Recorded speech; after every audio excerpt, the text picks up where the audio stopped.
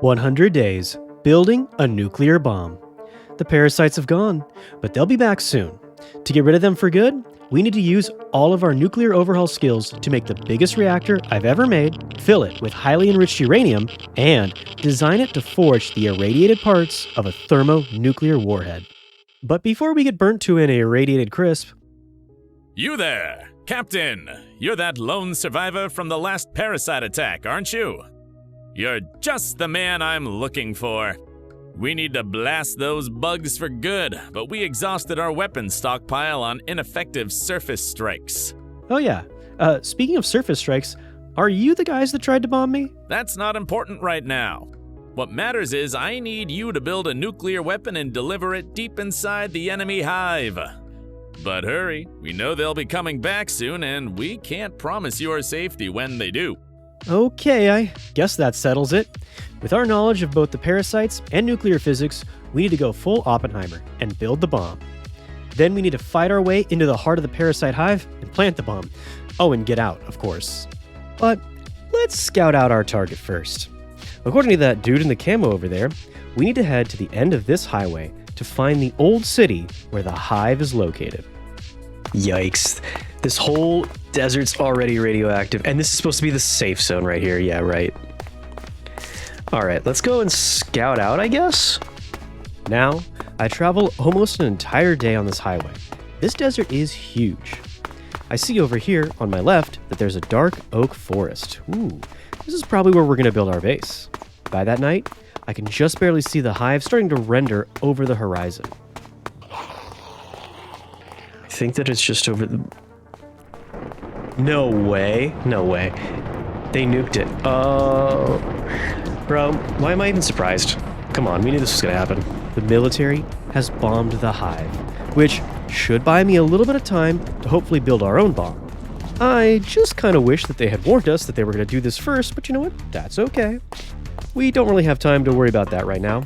We have to jump off this highway and get as far away from the blast site as we can. Ah yes, our own little Mojave wasteland. Alright, so at least we have a little bit of irradiated food, but still food. Yum! And 2 hearts too, there we go, okay. Is this gonna be... Oh, there's 2 types of bushes, nice, that's good, that's a big deal. Sweet potatoes and garlic, those are like my 2 favorite foods, IRL. Those are like my 2 things I eat the most.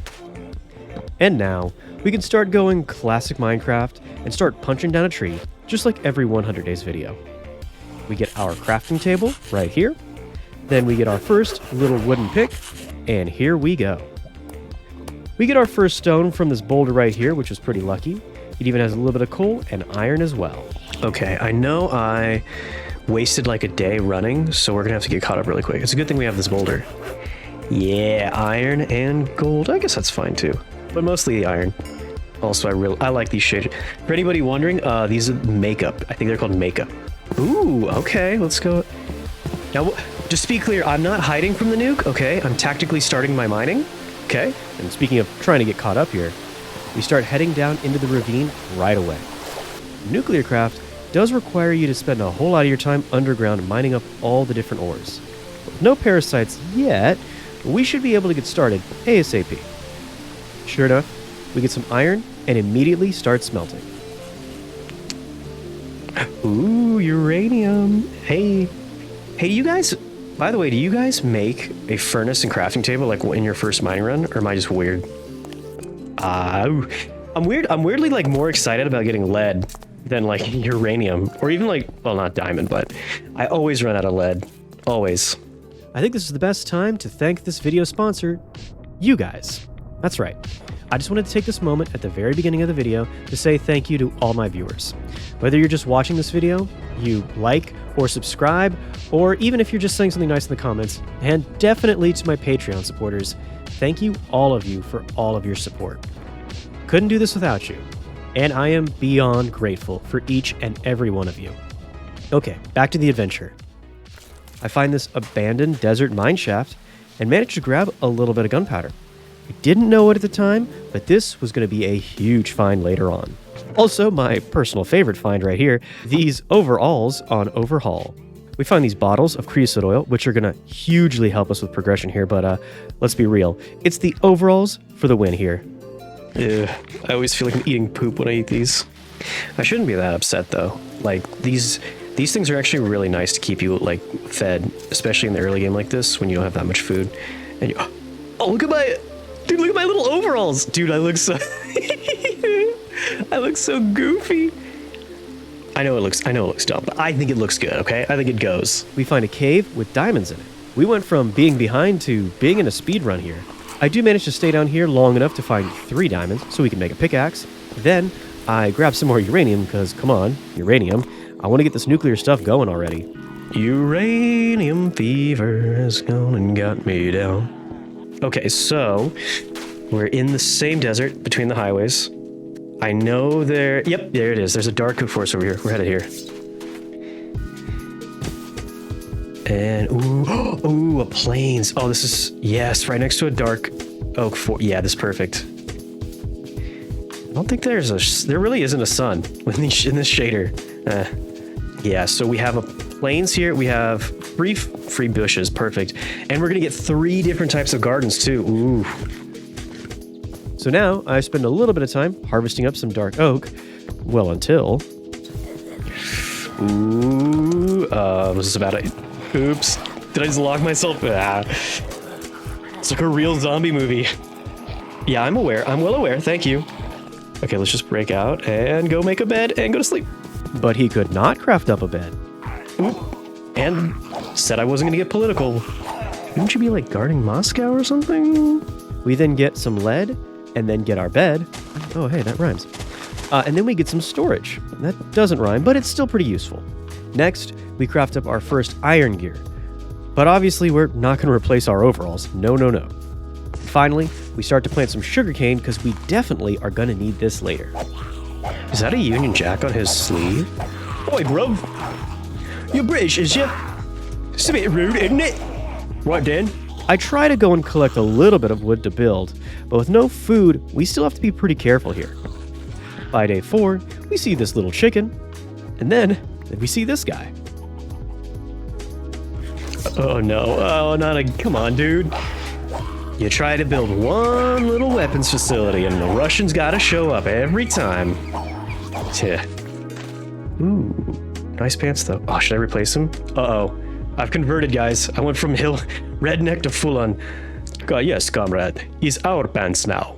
Now, while my accent might be horrible, I'm hoping that our living conditions won't be, because we start our simple oak cabin right away. After I have the borders pretty much laid out here, we start to dig up all the floor. And, just like one of my viewers, Cody Malone suggested in my comments, we're going to be using slabs on the floors because this does save a ton of wood.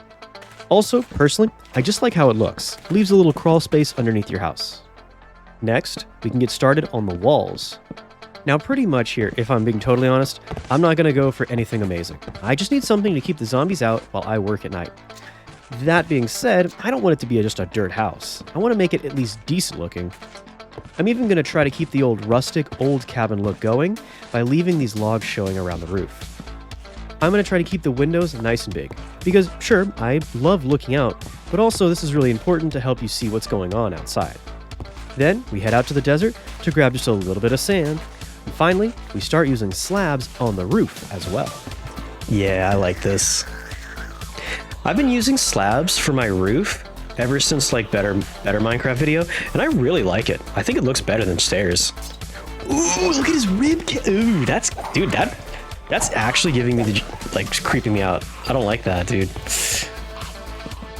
Yeah, see, look how this comes together. This looks better.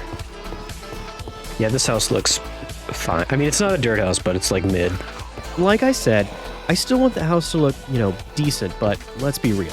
This is a speed build, because we need all 95 days to make that bomb. Trust me, I'm not trying to give any spoilers away here, but we need every single day to make this bomb. But I mean, also, it's a dark oak cabin. It's already going to look good, no matter how much I suck. Using dark oak in your builds is almost cheating. There we go. All right. And let's put one log here. Now I am wasting time, but here. Every little bit. Yeah, there it is. Dude, that right? Okay. Oh no, oh man, look at this. It's a literal child soldier. He started playing Fortnite and he's like, oh yeah, dude, I want a free Camaro. Sign me up. I want a smoking habit. Next, we're going to be using that creosote oil that we found to make treated wood. And for any of my loyal viewers, yeah, you figured it out already.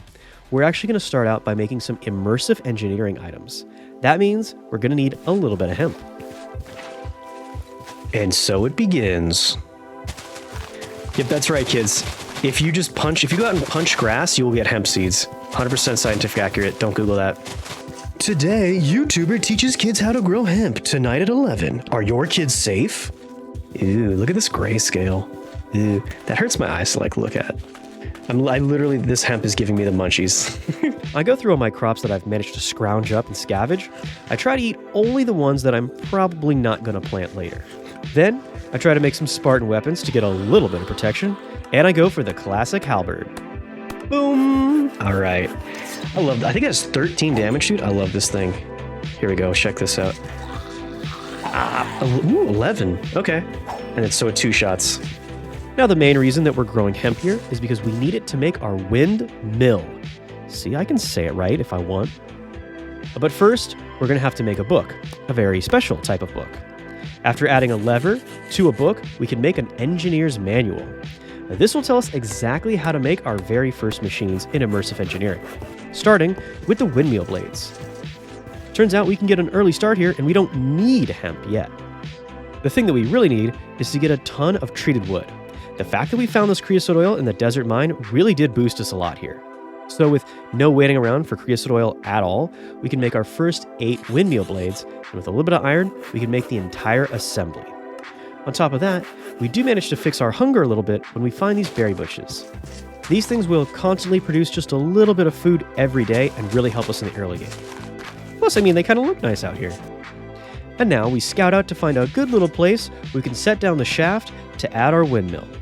Before we get too ahead of ourselves though, we have to craft up a kinetic dynamo, which just requires a copper block, which is made from wires, which is made from copper plates. We make our very first engineer's hammer and smash up some of that copper. In fact, we smash all the copper we have up. Go a little bit overboard here, you'll see. Either way, we cut those copper plates into copper wires, and we wrap those wires around a stick to make our first low voltage coils. 8 of those coils and a little bit of iron gets us a copper wire block, and now we can make the kinetic dynamo. The dynamo is actually what produces the RF, and it's where you mount the windmill blades. And yes, I'm just going to say it right now, guys. I know I'm cheating a little bit here. I'm using immersive engineering stuff instead of using purely Nuclearcraft stuff. But trust me, I have a reason for doing this. If you want to see why I'm skipping the decay generator from Nuclearcraft, just go ahead and watch my last video. Yeah, no thank you. Next up, we need some connectors, but those need terracotta, so we head out to find a little bit of clay. We make those into some blocks, and then we start cooking them up. Skadoosh. Okay, so I know this is technically immersive engineering. It's not decay generators, it's not Nuclearcraft, but it's something new, not the last video, and it's not decay generators, so this is what we're doing. Now next, I would love to make a manufactory, but... Oh, no. Please don't tell me I used all my copper. Yep. Okay, so I smashed all my copper. At least I have... Yeah, classic captain. I smashed up all my copper. Cool. But after that little embarrassment there, I figure I should probably go out and get a little more copper for wires. Luckily, I see some right here, right by my house. So now, we have enough copper to make the copper solenoids, and we can make our very first manufactory. We plug a connector into the back of the windmill, where we'll draw all the power out. And to get everything set up, we put out a little platform here, where we're going to add our manufactory. Now, we put another connector on the back of the manufactory, and we connect the 2 of them with a wire that connects the manufactory and the windmill. And now, the manufactory has power. And if you think that this is a small amount of power here, you should have seen the decay generators. This barren windmill is miles ahead of it. That does kind of look weird just floating in space like that. Look at that. Next, we add a simple furnace to the setup, and I start to make graphite from our coal. And speaking of a barren windmill, it's time to add some sails to it. I guess you just have to punch these? Oh, that's right. You just have to hit the top. Yeah, you just have to hit the top. And you get all of the seeds. Perfect. For my next trick, we get some more copper wire and make some more copper coils to make another copper coil block. This is the main component for an external heater, which is a block that, when powered, will run vanilla furnaces without any coal. Now, our only problem is you can't run 2 wires through one connector. To do this, we first need to make a power line and use relays, which are like connectors, only they can have multiple wires running through them. Also, we're going to have to really quickly turn this external heater around. You have to have that orange dot facing the connector in order for it to be plugged in. Now, with this setup, we can run 2 wires from the relay, both to the manufactory and the heater. And now the windmill can power them both, even with its small amount of power. And boom, and boom. There we go. That's a pretty good start for us. Yeah, we can add on to this. We can put like sails on the windmill, like a real windmill. But this is a pretty good start. But we're going to be able to build up a lot faster if we have a full windmill. So, using some hemp, we can craft up our first 4 pieces of tough fabric. But you need 7 fabric to make 1 sail, and you need 8 sails to get the full windmill. So, just like a college freshman, we're definitely going to need more hemp. There we go. See, boys, Dawncraft ain't got nothing on us. We got our third person slicing and dicing. 4 damage, though. Why am I only doing, even on crits? And yeah, why am I doing like 2 damage and 4 damage? I wonder if it's my nutrition. Oh, well, hold up. No, Captain. A halberd is a 2-handed weapon, and a torch counts as one of your hands. However, for an amount of time that was way too long and embarrassing, I was convinced that I was getting weakness somehow, so I started to rush up the farm. Probably a good idea, though, all things considered, so I'm not even really mad. We start out with onions, like we always do. These are truly my spirit animal, or my spirit crop, I guess. Then we plant some peanuts, so we can get a little pre-animal protein. Then some barley for grains, and I even throw down some bell peppers, because, you know, why not? Next we get some taters, because these things are just too good for, like, everything. And then we finish off the farm with just a few strawberries. These are super good because they're a great source of fruit that you can grow without having a fruit tree yet. Fruits that grow like crops here are actually kind of rare in Harvestcraft. Next, we go out and we feed some wild little piggies here. I just want to be nice. Then we head out to do a mining run. However, this mining is specifically in obsidian because I want to try to carve out a nether portal. I thought this would be faster than mining the obsidian and trying to set out the portal, but after doing it, I'm not quite sure. Either way, we get the portal carved out, and we head up to the base to make some flint and steel. We light the portal up, but before we can head out, I want to get a decent, some kind of food. Probably going to need it down in the nether.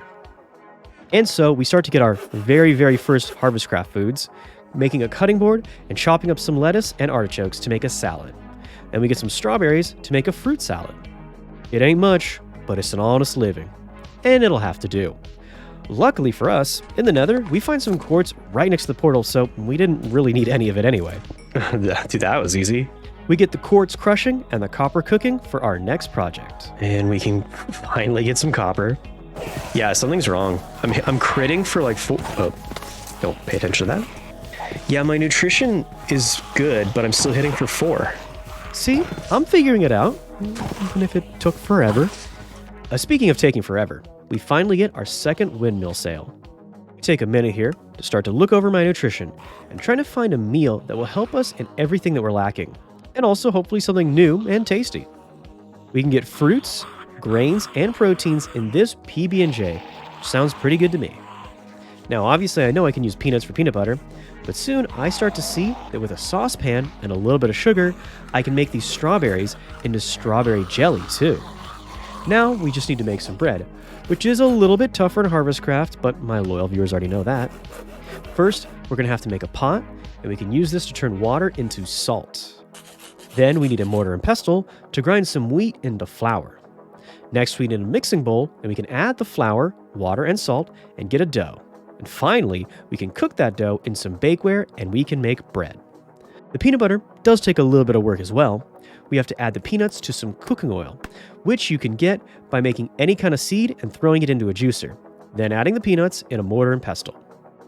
Finally, we can take these 3 finished ingredients, add them all together, and get a peanut butter and strawberry jelly sandwich. And I must say, this is a pretty good early game recipe, because it's very versatile. You can make bread out of any grain, you can make jelly out of a ton of different fruits, and you can make nut butter, I said nut butter, out of any kind of nut. The only big gap that this sandwich has is that it definitely leaves out dairy. And there's only really 2 answers for dairy. Option number 1 is using soy milk, and we're not in our bunker anymore, so we're done with our soy boy days. So now we craft up some upgraded fences, and I'm gonna make a small pen right outside of my house. I actually think that this fences might be one of my favorite mods. Yeah, I like this a lot. I like how it makes fences look so much better. Uh-oh, look who it is. Oh, geez. Another, oh no, he's gotten inside of our borders, guys. Don't worry, I know that Russians can't get that deep in your border anyway, so. Yep, problem solved. And while I continue to run this Russian joke right into the ground, I also continued to make our fence 2 blocks high. Now I do like the look of this a lot more. And it's just in time too. We can't spend too much time on looks because we're running critically low on dairy nutrition. Ooh, pierogies. Yeah, and it's really easy too. Dough, cheese, and potatoes. Plus these things they'll give us dairy, and they're good. On day 10, we get some upgraded gates, and we start to close in the pen. I like that. Oh, I like that. I don't like this, but... So, I decided to make all the gates double gates. Uranium fever has gone. Ooh. Oi, you got a license for that cow then? Oh, bro. Cheeky. Oh, no. Watch this. My accent's so good, I can completely blend in. Yes, I'm sure I have no British viewers at this point now. And while I might have, rightfully, lost all my British subscribers right there, at least I gain a few new friends, as we can get these 2 cows and 2 sheep into our pen. We make up a quick little bit of dough here, but importantly, before we bake it, we head out to get some milk from the cows. Luckily, 1 bucket of milk turns into 8 fresh milk, so this doesn't take forever to milk the cows, and soon we just need some of those taters. So, in a skillet, we can add the potatoes, the dough, and the cheese, and soon we get our little Polish treat. And no, I will not try to make a Polish accent, because I still want someone to watch my videos. Also, I have no idea what a Polish accent sounds like. So anyway, what I do know is now we have 2 great meals, and they should complement each other. We should have a ton of nutrients to go on a long trip down in the mines. Before we leave though, I add 2 more sails to the windmill. Bro, if I say windmill right the whole way through this video, I've definitely earned at least 1 sub, no lie.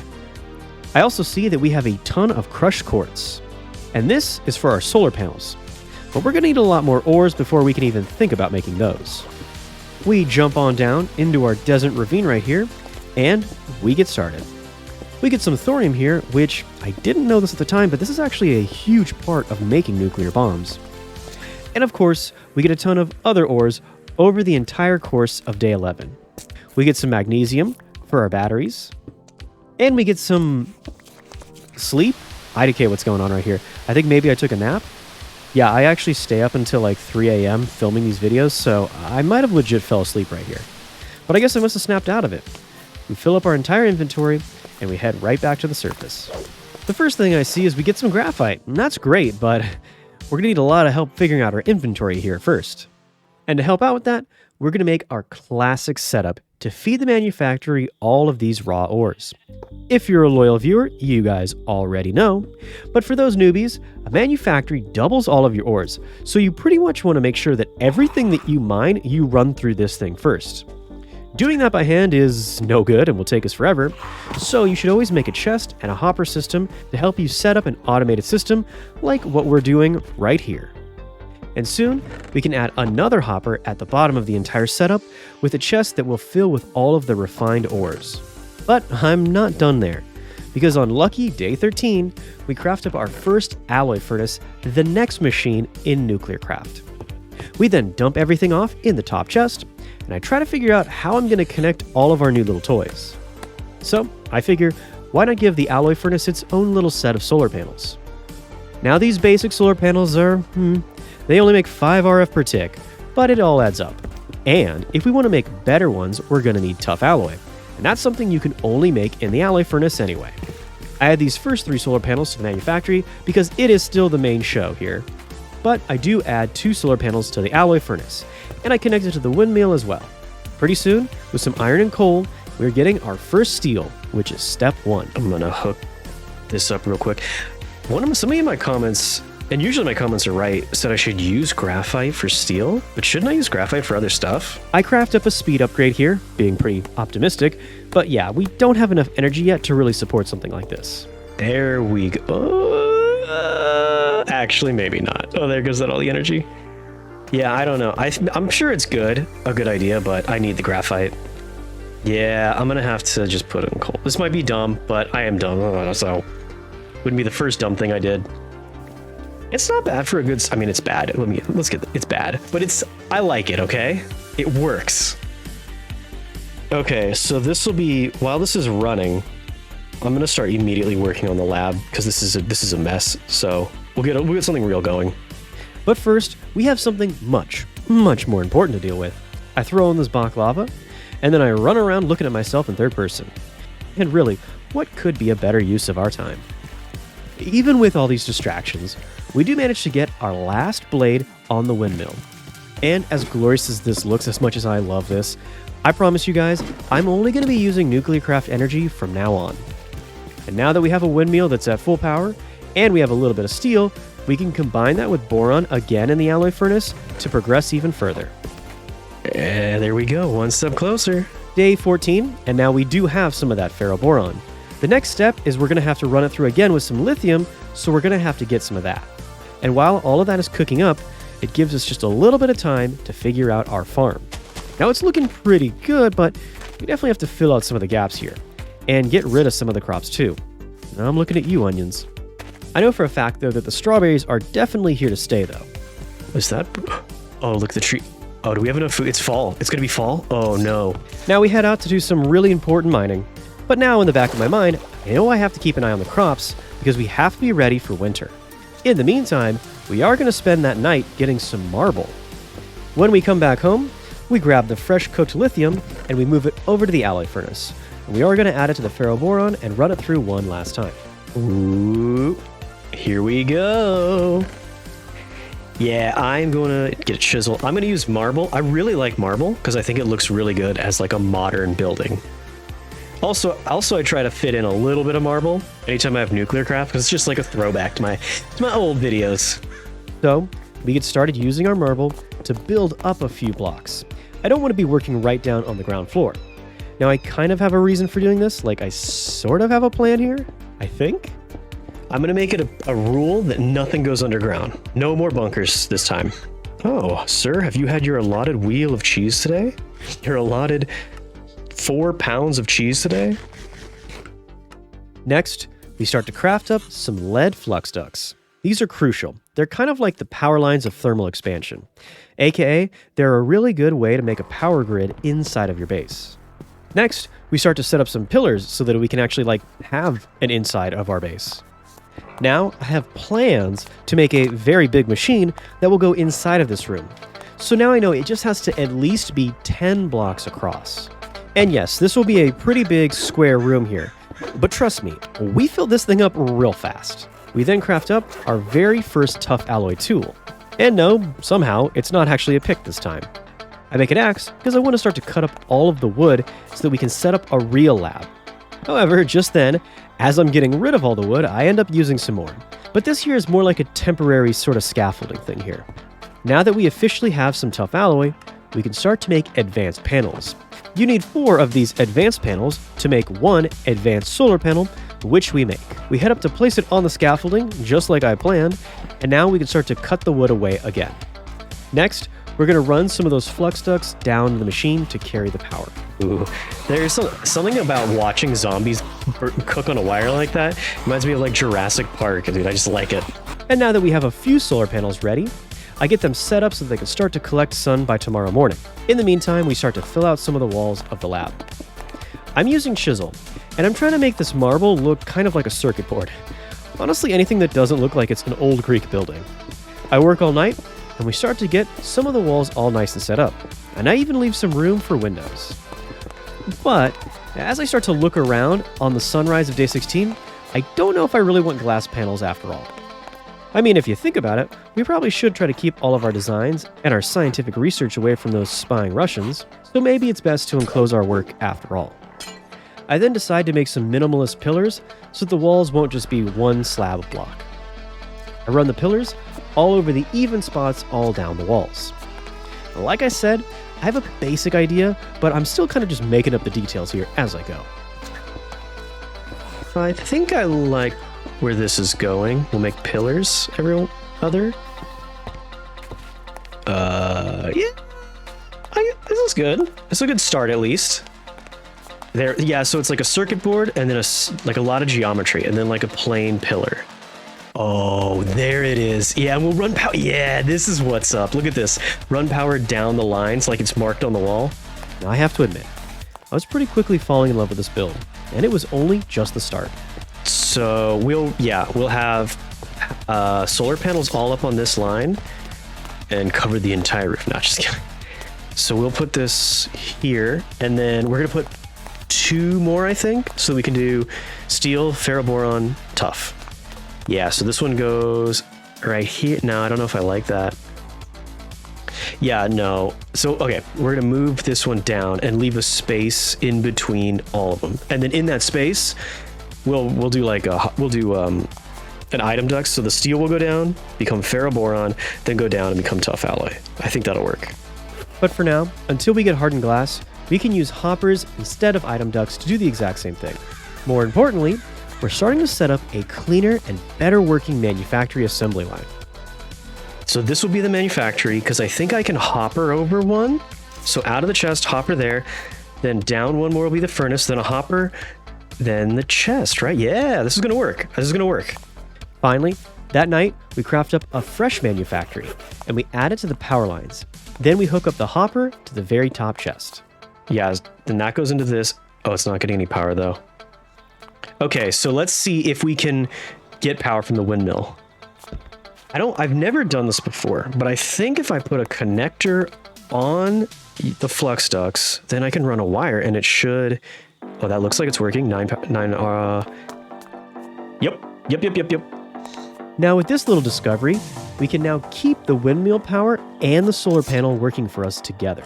We place the bottom hopper so that it will empty out in the chest and get ready to make our brand new furnace.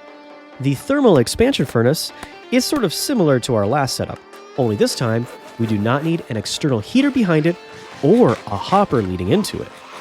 I just think it's so funny that I have like peanut butter and just literally eating the ingredients. It's like deconstructed peanut butter and jelly, chef. And so we get a little tin so that we can make the machine frame and finish the red stone furnace. I kind of feel bad wasting that setup down there though. Like it still has good stuff. We can actually add this just directly under the manufactory. And now we are at peak processing power and we have one happy little captain. I need to set up the furnace in the config here to make sure that it takes in everything from the manufactory. And I double check everything to make sure it works, but I start to get another idea at the same time. First, I have to move over all of our ores into this new chest so that we can start to break down the old setup. But a lot of the parts in this old setup, like the manufactory and a bunch of the hoppers, are still good and not being used. Okay, I can put this down. I don't know if this will fit though, because it's one block lower. So the manufacturer will go here, and then a furnace will go below this. But will it? Oh, and then in the... Nope, look, wait, hopper here. Yep, and then the furnace goes there, and it'll all work perfect. Yeah. Sure enough, we do craft up another redstone furnace and add it to the second line. And now we have a double setup to double all of our ores, all leading from one chest and ending up in a bottom chest. And so now it goes here and then, yes. So check this out. Dude. Okay. You just have to load up the top, automatically goes and gets doubled in the manufactories, goes in, and it all ends up here. And you don't have to do anything. It's all automatic. Dude, that's real. That's good. That's so good. Well, at least I hope you guys found that like a little bit entertaining, maybe half as entertaining as I did. You have to understand the reason I'm getting so excited here is that I look at this as a great foundation for all of the industry to come. Of course, it would be nice to actually be able to get up to some of these machines and use them. We get a bunch of slabs, and we make a walkway directly to the front door of our cabin. Pretty soon, we get the last corner of the lab set up, and now we can really start to get all of our equipment ready to go. I even leave a little gap in the wall here so that we can run the power lines in. And by that night, we have most of the pillars in place, and everything is really coming together. I think I like this. I'm afraid the marble just looks like an old, like, Greek building. I think it's good. What, Mr. UN Inspector? A weapons facility. Clearly, this is just an ancient Roman ruin, obviously. We set up a little bit of storage right here where it's easy to access, and get another advanced solar panel ready to collect power in the morning. We then try to get another one ready, and we get pretty close too, but nah. There we go, enough lead, and I think we should be good. Get another advanced, oh, of course graphite, yeah, makes sense. So for now, we just set down the panels that we have. We head out, and we get some sugarcane. Now, we can harvest our first batch of crops to make some food for a full day of mining. We managed to get ourselves a total of 13 sandwiches, ooh, so lucky, and we even managed to get ourselves 5 pierogies. But both recipes run us dry on bread. So, I admit, I kind of give in here. I decide to plant some wheat. I know, it's a boring vanilla crop, but we really needed to make some more dough. Oh yeah, it's a seedy place, like I just started farming. We make our very first tough alloy pick, and I even try to make a tough alloy saber. Yeah, I kind of knew this wasn't gonna, this is just a dream. I kind of knew this wasn't gonna work. I think I can use steel though. Steel would be pretty good. Yeah, steel saber. I want to get a one-handed so I can hold my torch. Oh, 8.5, and it has knockback.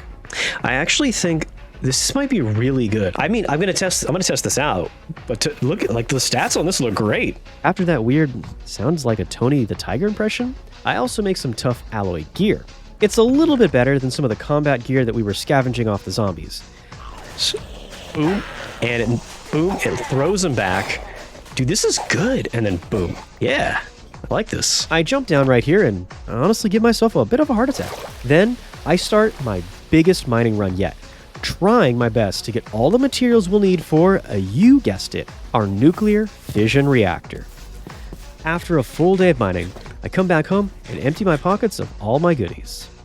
My goal was to make the reactor in 20 days, just like I used to do in the old version of Nuclearcraft, but while I probably won't be able to do that, I can still get pretty close if I hurry. However, before we rush into nuclear fission, I do want to make a few more advanced panels. I work through the night, making basic panels and upgrading them as I can. Now we have 3 real good panels, and soon we'll even have number 4. But at the same time, I need to keep an eye on our next set. Yep, that's right guys. In this playthrough, we are not making LEU. We're going to be making highly enriched uranium fuel. Whew. So with all of this highly irradiated stuff, maybe we should be doing a little less rushing. Soon we have a total of 6 up here, and this should be enough to help us get all the parts for our reactor. Just as soon as I think I'm looking cool, I fall, of course. Speaking of making our reactor, we make a separator, which will help us enrich all of our uranium. We set up in the far corner of the lab, and we get some uranium in it right away. Now that I've actually played a little Overhaul, I actually kind of appreciate that you need a rock crusher to get the reactor. Next, we need to get working on the reactor cells. These take zirconium, which you can only get with a rock crusher filled with diorite. Now we craft up that rock crusher by nightfall, easy. Now we just need to get the diorite. Dude, with this nutrition and the armor and the hammer, I'm like endgame pretty well. I'm not gonna say I'm endgame, but you know what I mean. So we head out to try to find some diorite. And while we don't find any yet, we do find some andesite, which is just as important. I am gonna farm this up big time for the beryllium. We fill up our pockets, and we head home as the trees are really starting to turn colors. We fill up the crusher with andesite, and for now, we start to get some beryllium, which we will also definitely need for our reactor. But more importantly than all that junk, we get the most important thing of all, tomatoes. Ah, true greatness achieved. But speaking of greatness... Alright, let's... Oh, yes! Dude, I literally just like first... It was like 3 blocks down the first spot I look. I honestly feel like we've been having so much go our way. Like, everything's been... Even like outside of just this playthrough, like, I'm talking about the channel. All I'm gonna say is I love you guys. Thank you so much. I won't get too crazy. I will say, though, like, thank you guys. I love you guys so much. Best community on YouTube. Thank you for everything. Okay, after getting all that lovey-dovey stuff out of the way, I can start to expand the farm. It is getting late in the year, and I really do have to hurry. But we still should be able to squeeze out some crops if we start growing them tonight. I run back into the lab, and with 2 pieces of tough alloy, I can make your mom, aka a tough hoe. Yeah, the spice leaf is fine, but I mean, come on, let's be real here. Team T. I actually have my tea right here, guys. Cheers, Team T. Back in the lab, we're trying to figure out how should I get started on making this reactor. Now, I craft up a 3rd alloy furnace to get set up in a line so that we can produce a lot of steel and tough alloy, which are the 2 biggest toughs of a fission reactor in Nuclearcraft, like, by far. Hold on. I want this set up differently. So, in the top one, we'll make ferroboron, and that'll come down here and make tough alloy, which goes right there in that hopper. But then I'm going to make steel in the bottom one, just so that it doesn't, like, automatically get turned into tough alloy. We do manage to craft up another solar panel, and that makes 7, and this is just to make sure we keep the steel making process going. We make our way back into the Mojave Desert, trying to find Los Alamos so that we can steal their bomb. Iron. We're looking for iron. We travel all the way across the desert to find the savannah, and even go through a birch forest until eventually we get to this abandoned city. Ew. Oh my gosh, I'm so lost, you guys. I think I've wasted an entire day looking for, like, a ravine. Okay, here we go. That took forever. Oh no. I've already done this joke like 4 times in this video, bro. I'm already thoroughly on Putin's list, guys. I don't want to retire all of a sudden. Alright, I'm trying so hard not to hit the chicken right now. We did it! We're free! Oh, I'll never leave you. Except for right now. The next day, we finally get back to our base and unload all of our goodies, and we focus on getting iron cooked up first. We're really going to need that to get both steel and tough alloy. 23 already? Okay. Originally, when I started, I wanted to try to get this done like old Nuclearcraft. I wanted to try to get it done in 20 days, but nah. It's not all bad, though. We get our beryllium, and now we can start to make our zirconium. So while we're waiting, trying to produce more steel, we can make a pile, which doesn't use any at all. Remember, crew, piles are kind of like a discount Costco brand version of batteries, and they're going to help us save up a huge amount of power coming out of our reactor. First, we make up 3 basic piles, and we can combine them if we make a little bit of bronze to get an advanced pile. Since we're using this furnace, we should take a second and make some hard carbon as well. This, combined with some steel, makes us ferroboron, and the bronze, and the hard carbon, combines to make a multi-tool. We're gonna need this multi-tool if we want to use any of the piles at all. While we get our sexy advanced pile, we start to set it up right underneath the solar panels, because it will save up the solar panel that will help us last further into the night than just solar panels alone. Do you morally object to that wall? I like that. Fight the good fight. We head out, and we begin the never-ending process of collecting so much coal. Dude, why do I always do this to myself? I swear there's so much good ore all over every ravine, and I always go for the stuff that's underwater. And here we go. Watch. Yep, I'm not gonna get up in time. Yep. And yep, with the water on the yep. I don't know why I do it. Now it's not even like diamonds or uranium. It's coal at this point, and I'm drowning over coal, and it takes so long too.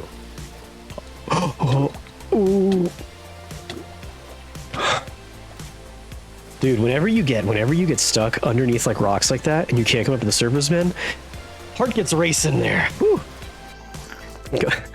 Come on. Listen, dude. I've had a rough day. I've drowned like 4 times. Come on. Give me a break. Shh. Go to sleep. Go to sleep. Yes. That night, we come back home and yes, it took me 2 whole days because the water and the drowning slowed me down so much. And no, I don't want to talk about it.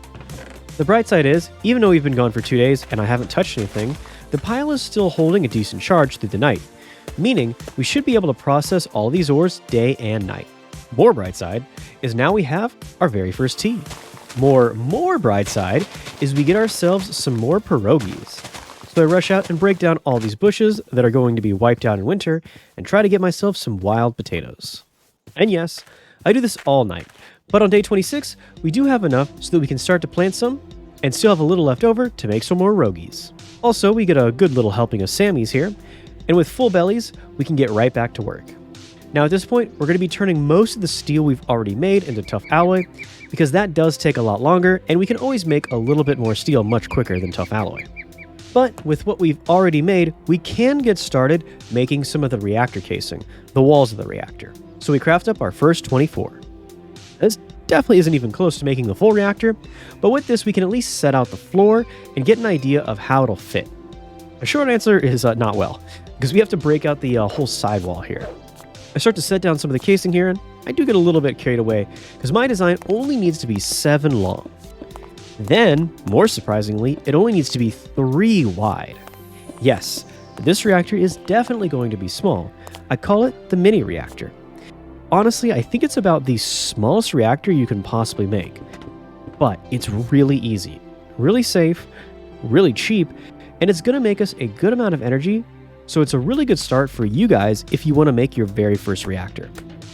In fact, it's so cheap that I'm thinking we're already pretty close to getting it made. We only need 8 heat sinks, which is perfect because they come in packs of 8. Super easy here, guys. You just need 4 magnesium heat sinks and 4 lapis heat sinks. Now, you guys cannot tell me this is too complex. I saw somebody in my last video in the comments say that they don't mess with Nuclearcraft because it's just too hard, and seeing that kind of breaks my heart. Hopefully, this design might change your mind. We just need 2 cells to make this reactor, so we cook up some of our zirconium with a little bit of tin. And by the morning of day 72, we have enough zircoloy to make those 2 cells. So we get 4, they just come in packs of 4, even though we only need 2, and we start to work on getting our fuel. Remember, this is highly enriched fuel, and it's very powerful, but we're going to juice it up even more. By adding zirconium directly into the fuel itself, we can get even more potential out of it. We do have to make a quick little stop in the Nether to grab some glow dust, but that's super easy. While we're here though, we might as well grab some magma blocks. We head back to the surface, and we get the 2 ender pearls that we had found in the mine shaft so that we can make the decay hastener. Then I see that we now have our very first 235 that has been zirconium boosted. Now we just have to do the same thing with some 238. So we need 6 of those, and then we can get our first HEU. While that's all happening, we can craft up our reactor controller. Now, we can get some fuel ports to add this crazy fuel into the reactor.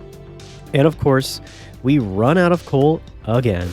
And I looked through my recipes to see if there's any way we can make coal, but no, not really. We're just going to have to do more mining. So we do. I wish there was a way to make coal, or an easier way. Yeesh. Look at all those parts, man. I'm getting close though. We're almost there. Patrolling the Mojave kind of... No, I won't. No! Don't do it! Don't commit unalive, Mr. Squid. Think about your wife and your kids that you probably don't have. You gotta keep disappointing them. Coal is by far, the worst part of this. To make reactors, it just takes so much. Also, I do grab a little bit of marble just to continue working on the lab. Day 28, we come back home. Now we have enough steel and tough alloy to make the reactor vents to let in water. And we also make up a ton of the reactor casing. And yes, we spend all of day 28 doing that. The next day, we head out to the desert to get some glass, because we're going to be making all this casing clear. And speaking of glass, we're going to need to make a little bit of hardened glass, which you need sulfur. We don't have it. There is a thermal expansion machine that could help us out though. enter the pulverizer, a machine that can crush netherrack and make us just a little bit of sulfur in the process. Also, the decay generator has made our radium extra spicy. Alright, that's good, that's good, that's... Okay, we gotta be fast, because we have... I hate seeing orange on my bar like that. I hate any Miller ads. Day 30. We can use the radium to make our neutron primers, even though for this reactor, we only need one. I swear guys, I'm trying to make this as easy as I can for you. I add the netherrack to the pulverizer, and finally, we get started on making the mini reactor. First, we get the outside wall all set up. Pretty simple. Next, we can even get the border of the reactor set up, making this really easy to look at. Now that we have this wall set up, we can basically just place all of our blocks on it as we need. In the middle of the reactor, the cells will go on each end. Then we get our first heat sinks, lapis. Lapis needs to be touching the cell and a wall, so we can put them on the top and the bottom of both cells. Then, right down the middle between the cells, we run our beryllium moderators. Now, we can add the magnesium, since magnesium just needs to be touching a moderator and the reactor wall. Simple. Well, except for that misclick right there. Don't do that. Whoopsies! Or that. Anyway, soon we actually do have it. This little thing is amazing. And for how small it is, it's really going to help us take our game to the next level. All this, and it's so easy and cheap to make. We add a primer aimed right at one of the cells, either one will do. Then we add a controller, but I think this placement actually here might be wrong. Can this work? Then we add our vents for water and our fuel ports anywhere else we want. Sure enough, after adding in all the vents, I find out that I do have to move the controller because it can't be on the border like that, and that would just be too easy. Yeah, I kind of knew that. I kind of knew I was going to have to move it, but that's okay. Easy. No problem. Oh, hey, look at this. Completely original design, by the way. We add our lever, but we do not switch it because remember, we need to get hardened glass to run all the fluid around first. Soon, we do get the sulfur, and we get some crushed obsidian, and even a little bit of pulverized lead. We get all this together to make our hardened glass. Then we just need a little bit of tin, and we can make some item ducts. This will help us move around all of the solid fuel. We smelt up some Ingvar, which is just nickel and iron, so that we can make hardened fluid pipes to move water in and get steam out. And yes, you have to use hardened fluid ducts, or else the steam will make the pipes explode, so don't do that. As the sun sets, we can add ducts in all the right places. Fluid on the vents and items on the fuel ports. Put water in on this side. That's good. And water... I don't know if I like this. I think I might change this. Next, we can add some chests to the item ducts. This will hold all of the fuel going in and then collect all the depleted fuel coming out. Finally, we make an infinite water source to cool down the reactor. But I think that this reactor uses 50 millibuckets per tick, and this water source only makes 10. Not good. So we're going to need to spend some time upgrading it. But before I jump into that, let's see if we can actually make some of the fuel. This design only works with highly enriched 235 zirconium alloy pellets. These pellets are so irradiated and unstable. The criticality factor is so low, and it only needs those two moderators, which is how we can make the reactor so small and compact. We make a total of 18 pellets, but the reactor only needs 2 at a time, so we're going to take this slow and only load in the first 2. We add this in, and now everything is ready, but we're going to be taking some time. We aren't turning this on for quite a while. First, we need to head out to the farm and get ready to make that water source a much better water source. It takes 8 basic ones to upgrade to a medium tier water source. And if we want to be safe, we definitely need that upgraded source, or else the reactor that's sitting, right behind our heads might melt down, so yeah, please more water. Dude, look at that up there. That looks good, bro. I like that, man. That looks sick. I like that a lot. Then we head into the mines to, of course, get some more coal. Bro, it's always coal. It's always coal. And it's always coal. And iron too, but that doesn't even bug me as much. I don't know why. And then granite is for... At least sulfur, I know. Yeah. I think it's for something else too, but I can't remember right now. I know you can get sulfur out of it. Oh, and rhodochrosite. That's right. Or yeah, okay. Yeah, because we're gonna need rhodochrosite for the turbines. And then and more coal and more iron. Yeah. So see, look at this. Graphite and coal are the same, but coke coal is way better. Can we get coke coal? I think maybe we could use like an immersive engineering machine, but I think we might be able to get it a better way. Ooh, what's this? A pyrolytic conversion. I've done this before. Yeah, this is gonna help us out so much with coal. I'm so done with coal. I'm gonna actually do this, even if it's expensive. It's Invar. It's not expensive. Yeah, this is what we're gonna do. We're gonna make one of these to make more coal, to get more coal, use out of our coal. Back at home, on the morning of day 32, we are ready to make some more steel. But, however, before I start to just use up all the coal I've collected, I look into making a pyrolytic conversion, which lets us make coke coal. And this will mean we can do way less coal mining. Okay. No, we had a little here, so we're gonna make a brick out of this. I think we need only one, or do we need two? No, just one. Okay, there we go. So we have this, but I think, yeah, okay. So here's what we have to do. We're gonna make a furnace, a standalone furnace, and an upgrade to put on the furnace, and then we put the augment. It's like, it actually takes 3 machines to do this, but it's still cheaper. It's still cheaper than the Immersive Engineering coke oven. Luckily, the little pond next to the farm does have some easy clay, so no need to struggle, like we did in the last video. Yep, so now we have that, and we can make, this will be dedicated for coke coal, and I'll just put it down, I'll be economical with space. So, unfortunately, like I was afraid of, if we want to make this coke coal upgrade, we need a furnace, and an augment, and we need an upgrade.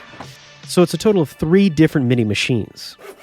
So to do this, we make a bronze gear, then another copper gear, we make an Invar gear, and we even get a tin gear for the machine frame. Because after we make this hardened upgrade kit, we are going to have to craft up another furnace. Okay, so we put furnace, upgrade, and then we put the converter, boom, and this should work. Yeah, because it wouldn't work without that. Let's see. Hey, there we go. Okay, and it's making grease oil, which is good too, but I might have to vent that. We'll see. It might actually vent it on its own if I remember correctly, which means that we'll continuously be making coke coal, which is 4 times as useful as regular coal. I'm actually thinking I might make 3 of those. That's how much I hate all the coal mining, but I think I'm just being emotional. I think 2 is fine. Yeah, let's just work on a turbine for now, which takes graphite. Okay, cool.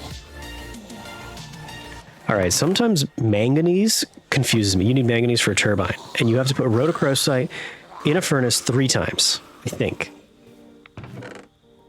So we are exactly 1/3 of the way done. We're still making good progress. I just thought we would have had it the whole setup sooner, but we're still making good progress. I'm not complaining. Okay, so now we take this, and we do it 1 more time or 2 more times? 1 more time. Yeah, because so this, now that we have this, we crush it, put it in the pulverizer, I think. Let's find out. I know I said this was going to be an emotional decision, and it totally is, but I'm doing it. We're going to make 3 furnaces for coke coal.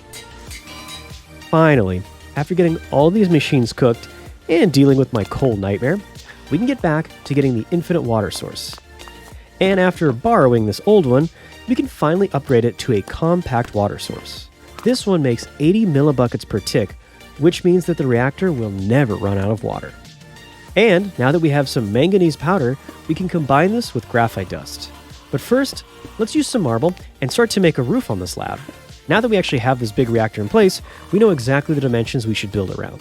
I'm gonna be honest, I was thinking of making the turbine on the roof with the top vent, but I don't like that. No. We make our centrifugal separator so that we can get some blaze powder from these magma blocks.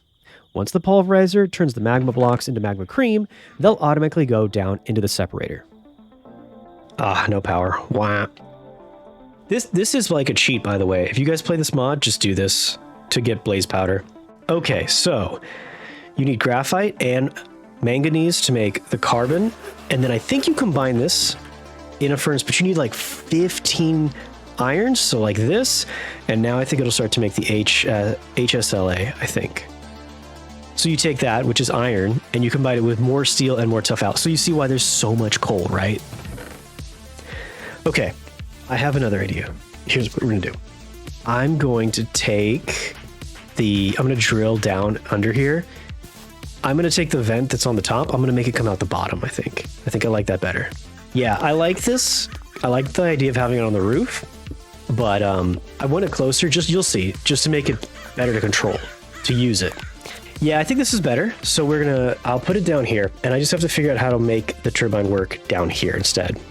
Now, I still don't totally know what I'm doing here, honestly, but once we have a little bit of HSLA, we can at least start to try to figure it out. So now that we have the HSLA and a chassis that we made out of tough alloy and more steel, of course, we can make a good amount of turbine casing. This time, the turbine, just like the reactor, will be smaller, but in order to still make it efficient, instead of steel blades, we're using extreme alloy. To make this, we're going to need some hard carbon alloy, so we are going to have to sacrifice a few more diamonds. Then we need to add tough alloy to the hard carbon alloy to make some of the strongest alloy in Nuclearcraft, extreme alloy. And while we wait for all of that to cook up, we can continue to make some more turbine components, like the rotor shaft and of course the rotor bearings that the shaft will be connected to. Finally, we can make our turbine coils, which are going to be the exact same setup that we made in the last video. For all of the new viewers, that is 2 copper, 4 magnesium, and finally 6 beryllium. Next, we need to make an inlet, or 4 of them for some reason, and 1 outlet, or again 4. I don't know why it always does it in 4s. We always seem to make 3 too many. But either way, we get our very first extreme alloy. But I can already tell this is going to be the hardest part, and it's going to take a lot longer to cook this stuff up. A big part of this is because we ran out of tough alloy. So we're going to have to start up the whole tough alloy making process again, and wait. Anytime you run out of tough alloy, everything just stops. In the meantime, we can make up a controller, and it's just like the reactor's one. And even though the tough alloy will take a long time, the turbine casing is coming along pretty quickly here. Okay, I think this is going to be enough. So here we go. Watch this. Watch this. So we're going to take out a part of the floor underneath us. It's not on top of us. And now... Oh, dude, it's snowing. Oh, look at it. Oh, look, there's already some snow on the ground. Oh, you know what? This might be bad. Yeah, this might be bad because I don't have any crops. Just like the Starks predicted, the winter has come. And we need to make some pretty quick changes. But first, I'm going to finish up the project I was working on really quickly. I start to cut out some of the marble of the floor because we're going to be making the turbine part of the floor of the lab. Yeah. Now we do have to clear out the shrubs and yes, dig out a little bit of dirt, but honestly, the turbine almost perfectly fits directly under the lab. I got a good chunk of it done, but remember, we're being a little bit rushed here. I start to place the first magnesium coil, but honestly, this is just so I can set up the bearings and then run the shaft down the middle, just like this. Notice that this turbine is only 3 shaft lengths long, unlike the last turbine, which was 4. We can add the inlets and the outlets up in the top corners, and then we can keep on adding coils. Remember, to set these out, it's pretty simple. Magnesium needs to be touching a bearing. Beryllium then needs to be touching a magnesium, and copper then needs to be touching the beryllium. So the layout will go as such. In the end, the pattern looks kind of like this, with the magnesiums on the north and south poles, the copper on the sides, and the beryllium filling in everything else. Now the turbine is mostly done. We just need to wait on that extreme alloy. This is a lot of snow though. Yikes. Yeah, it's time. I think it's finally time to put a roof on this. Yeah. I was waiting until I knew where I was going to put the turbine, but now that I know for 100%, we gotta stop it from snowing in my lab. There's got to be some kind of like safety code about snow in your weapons facility, right? Season's greetings from the Manhattan Project. Soon, the water in all the farms will freeze, and the crops will all start to die. We need to hurry and harvest as much as we can before that happens. Now the good news is, we've done a pretty good job, and we've gotten ourselves a pretty big variety of crops, and that should save us. But remember, what's more important is that we have the right crops to make the recipes so that we can make food worth eating. I'm worried about this, because I don't know. Yeah, the problem is that I don't actually have like any idea of what exactly I have, so the recipes might be a little bit... We might have to eat Betsy, guys, I don't know. We only managed to get 4 pierogies and 22 sandwiches, but still, this is not going to last us all winter. Now, while our food situation isn't looking too good, we can at least take a little bit of comfort in knowing that we have our extreme alloy turbine blades started. We get our first 4, but in total, we are going to need 12. Now, we can set up these hardened fluid ducts to run the steam out of the reactor to the turbine, then use the multi-tool to make sure that this vent in the reactor is in fact an output. Let's not forget to do that like we did in the last video. Finally, the peak of my plan, the controller now can actually be built into the lab floor. Now, we have a controller of the turbine and the reactor, both within reach without even moving.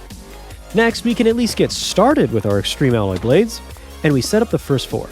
And no, it doesn't matter if they're facing the wrong way like that one, they're all going to work out in the end. Well, winter's my least favorite. It's still pretty. Now that we're already on day 36, we really need to finish this reactor setup. The good thing is, we can manage to make another 8 extreme alloy blades. Now we drop down into our turbine and we can put them all in place. We just need to make sure that the turbine is completely filled out. If you miss one of the blades on a side of the rotor, or if you just miss an entire row on the rotor, the blades just won't work. The rotor has to be completely covered in blades. But if it is, then bingo. And we seal this up. Okay, and now we just need to get this last piece here. Yo, look at this. Dude, that's so cool. Look at how dude. And so look at this. We can get the turbine right here, and then right behind us we get the reactor. And we have a reactor in our wall and a turbine in our floor. That's so cool.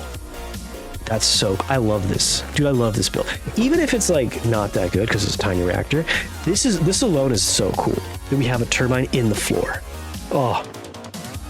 Now, before we can get started on seeing if this whole thing will work, we need to deal with the outputs. First, the bad output, the exhaust steam. Now remember, in my first video, I told you guys that you probably shouldn't just dispose of all your exhaust steam. You can still use it, and I'm going to try to do that right now. We just need to make some steel steam storage tanks. Ooh. And these will hold up all of our exhaust steam until we can use them. Luckily, they aren't too expensive, and we just need to quickly slap them right here on the outlet, like so. However, also in the last video, I definitely learned my lesson. We should definitely have a universal bin just in case to drain the pressure if things go wrong. Hint, hint. Wow, look at this. Well, look at this, man. It's only been like 3 days. Nature really takes it back fast. We start to go mining so that we can get the magnesium because we need to make some real piles now. Then this happens. This is... Oh no. Oh no. As long as there's no witches. Okay. So it's just zombies. I think I might... Oh, my hammer. Oh, my hammer's gonna break. I don't even know if I'm gonna kill them all in time. Okay, so this sucks. But I think I got him. I gotta be fast. Hold up. No! No. Oh, dude. Oh, dude. And we're just gonna bleed health. Dude, just come on. I hate these things so much, dude. I hate. And now we're just gonna bleed health and food. I hope I like this magnesium. Hope it was worth it. Dude, look at this. Look at all this diamond and magnesium. Dude, I'm cheating. Confirmed, Captain's a cheater. Confirmed, hacks. Yo, he's scripting. Back at base, we start to load the manufactories up, and we make sure to prioritize our magnesium and get it cooking. Since I managed to find so many diamonds, I do decide to upgrade to get a diamond hammer. Okay. I mean, I am kind of glad we got all those diamonds now, because this pays off in the end. Oop, looks like we get test subjects right away. Bonk, bonk, bonk. Oh, look, 8. Oh, hey, little buddy. She's like, oh, there it is. Captain approved. This hammer is great for bashing in the skulls of little kids. Okay, let's not tell anybody I said that and really quickly focus on getting our next cool weapon. Now, with all the time I've played with this mod pack, I've never really gotten a chance to use platinum, but it looks like it's pretty much just as good as diamonds. I'll have to worry about that later. Right now, we have a bunch of magnesium cooked up, and it's time to start making up some piles. I do craft up a bunch of basics, and soon, by day 39, we can start to plan on where we want to place them all. Using redstone flux ducts on the coils, by the way, this is how you get power out of the turbine, we can run these all the way up to the lab. I find a spot right here where we should be able to connect the ducts, and I make a hole in the floor. And now, I'm going to keep on making some more piles until we can get our third tier advanced pile, and we start to craft up a DU pile. This is a pretty sophisticated battery. DU level items take uranium-238 and sulfur, which, yes, are pretty hard to make, but we're Nuclearcraft veterans, so we've already been preparing, and we have plenty of that already. With this pile, we can store enough energy to keep the machines running for days.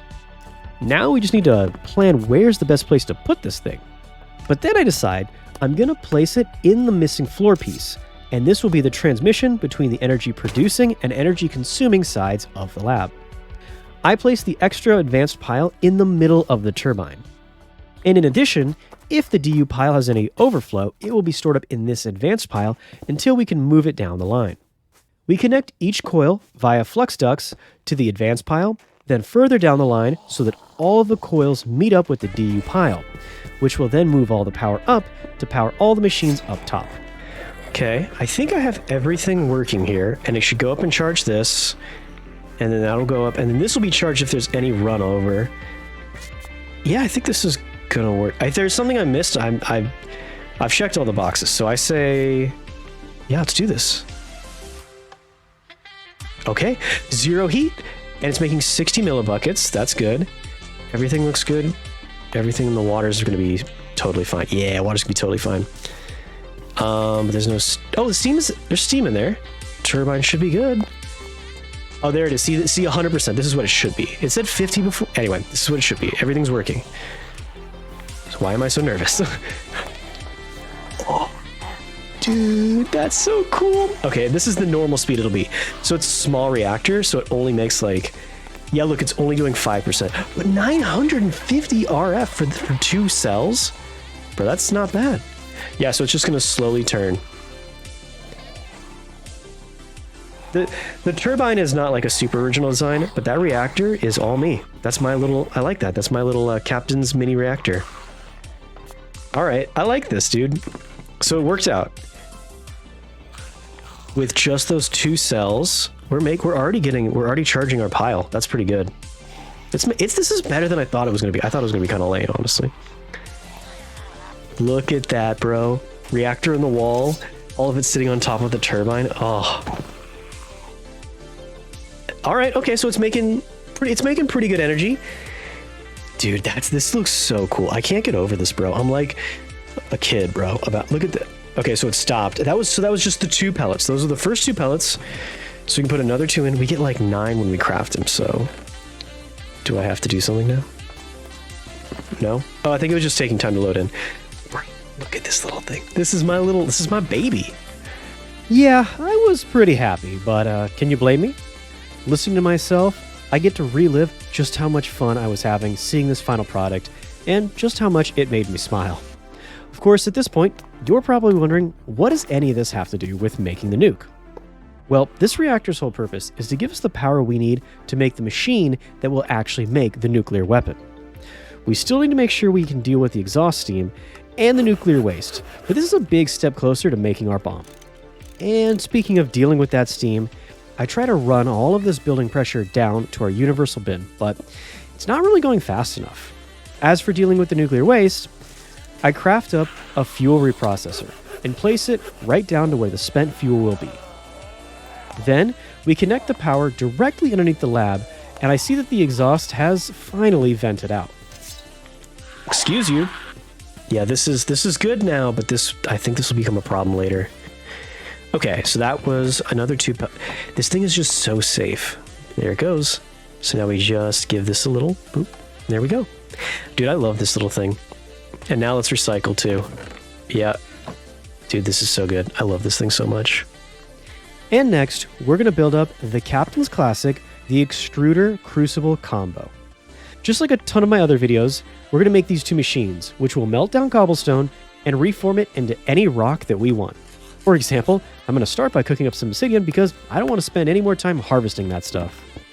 Okay, so this doesn't take up too much power. We can just turn cobble. Yeah, we get water, for infinite water, and we can just turn cobble into lava. And I'm gonna do obsidian. Takes a long time, but it's better than mining it, right? I mean, I'll wait. I'm not doing anything. And of course, to keep this powered and running, we need to make sure to keep enriching our uranium over here. So now that we have everything set up, let's do a small stress test to see if this reactor can handle 4 pellets, making it run for twice as long. It shouldn't be twice as hot or anything like that. We hope. Now that we're officially making coke coal, we should have a ton of extra coal. We can use that in our new setup with 2 manufactories. I set them both in the lab in a line. Then I grab a servo and an item duct to run one into the other. The top manufactory will crush down coal, and the bottom manufactory will turn that crushed coal into graphite. Although at this point, I'm thinking that maybe we can help with the coal problem even more. Since at this point we're making a ton of steel, we might want to look into having an excavator as an option. This machine is pretty late game, I'll admit, but maybe with a reactor helping us power it, we can pull this off. I don't know. Should we do it? Should we do it? Should we do it? Should we do it? Of course, we won't know if an excavator will be any use if we don't have any good mineral deposits in our area. And to find out if we do, we're going to have to make something called a core sample drill. It's a pretty easy little machine. It just takes some steel scaffolding and fences, then 2 light engine blocks, and we're done. The only problem with this core sample drill is that it's mobile and yet still needs to get power. So we're going to have to charge up our piles to help with that. Start up the reactor again, and this time we put in 8 pellets. In theory, still though, that should be safe. In theory. I head down and use the multi-tool to cut the power cord so that half of the turbine's power will charge up this pile and not move on to the other machines. Now, I can start to look around and see what chunks I should start looking in. Each chunk has a different mineral deposit, and it must individually be checked. So this thing, it actually doesn't take too much power. The only thing that's annoying is that you have to have some kind of mobile power source because you have to move to every single chunk. So it comes up like this, and then we bop. And I think I have it. No, hold on, give me 1 second. Yeah, so this is nothing. That's pretty normal. Yep. So now we just have to keep going around. Let's see. Okay. This might take a few days. I'm a little worried. I'm actually kind of struggling to see the grid score. Maybe this isn't going to work.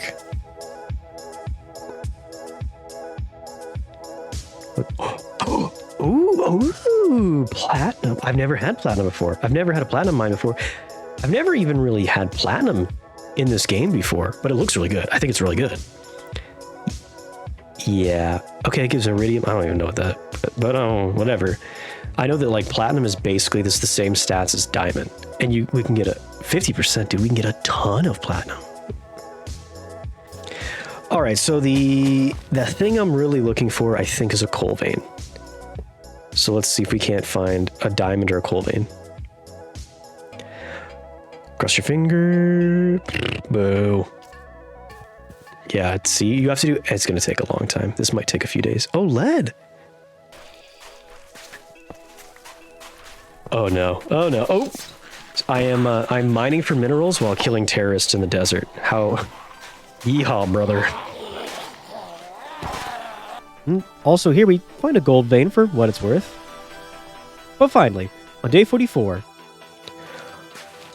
I don't know if I should be doing this in the water. This is kind of silly because, it's going to be really tough to get to. Ooh. It's uranium. A uranium vein.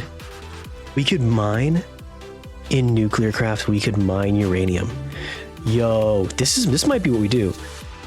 This might be a change of plans. Yeah, guys, I was pretty excited about a uranium dig site in Nuclearcraft. I actually kind of had to walk away from my computer here. Okay. That looks like... Wait a minute. Oh my gosh. So we have a diamond and a coal mine and a uranium mine. And look. It's just like right down this... Oh, look, it's right here. We could literally walk out here. Dude, this is so good. This is so good, you guys. Now that's all good news. The lack of food? Yeah, not so good. I've been so caught up and sidetracked with the reactor, the turbine, and the uranium mine that I kind of forgot about feeding myself. I managed to pull together 22 pierogies, but that's all I've got for food until spring. I'm gonna have to make it last as we head out to do one more mining run again. I'm thinking that this might be the last time we go out and mine coal by hand. That's probably not, like, I'll probably still mine coal if I see it, but I don't think that we'll have to go out and actually do coal mining runs. But it doesn't matter how much coal we get, we'll still have to be mining iron, which is, ironic? No, Captain, that's not even close to being ironic.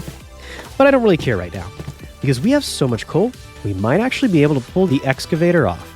We can fill up all the coal processing machines and get a ton of iron cooking too. I'm thinking about it, and we really have no power woes. I feel like every time I play Nuclearcraft, I struggle for power, but not now. Here we go. Bro, I need food! Come on! With that extra power, we can now realistically start to make some speed upgrades. We throw one of them into the manufacturing, and soon we have turbo graphite coming. See, and now we have power for double upgrades. We even add an additional one to one of the manufactories to get faster iron producing too. First, we get all the steel scaffolding, which is a good start, but the real cost here is 9 steel blocks. Ooh. But with all of our coke coal, nuclear power, and hard work mining, we do manage to get these big steel sucks done. Now, we just need to make the more intricate engine blocks. The redstone one is no problem. The light engine block is pretty easy too. It just takes some iron, so not that bad. The heavy engine block is, yeah, you guys guessed it, more steel. And it takes some electrum too. I'm actually starting to think that this might have been a mistake, because the whole point of this is to make coal for steel, and it costs a ton of steel. And after making those steel blocks, we're starting to run a little bit low. So we have to wait a little bit, but we do get enough steel to craft up the heavies, and now we just need some radiator blocks. And if you guys were guessing it'd take more steel, good job, you've been paying attention. But it's not actually too bad, and soon we managed to get those as well. Now we only have one problem. We're gonna have to power this beast.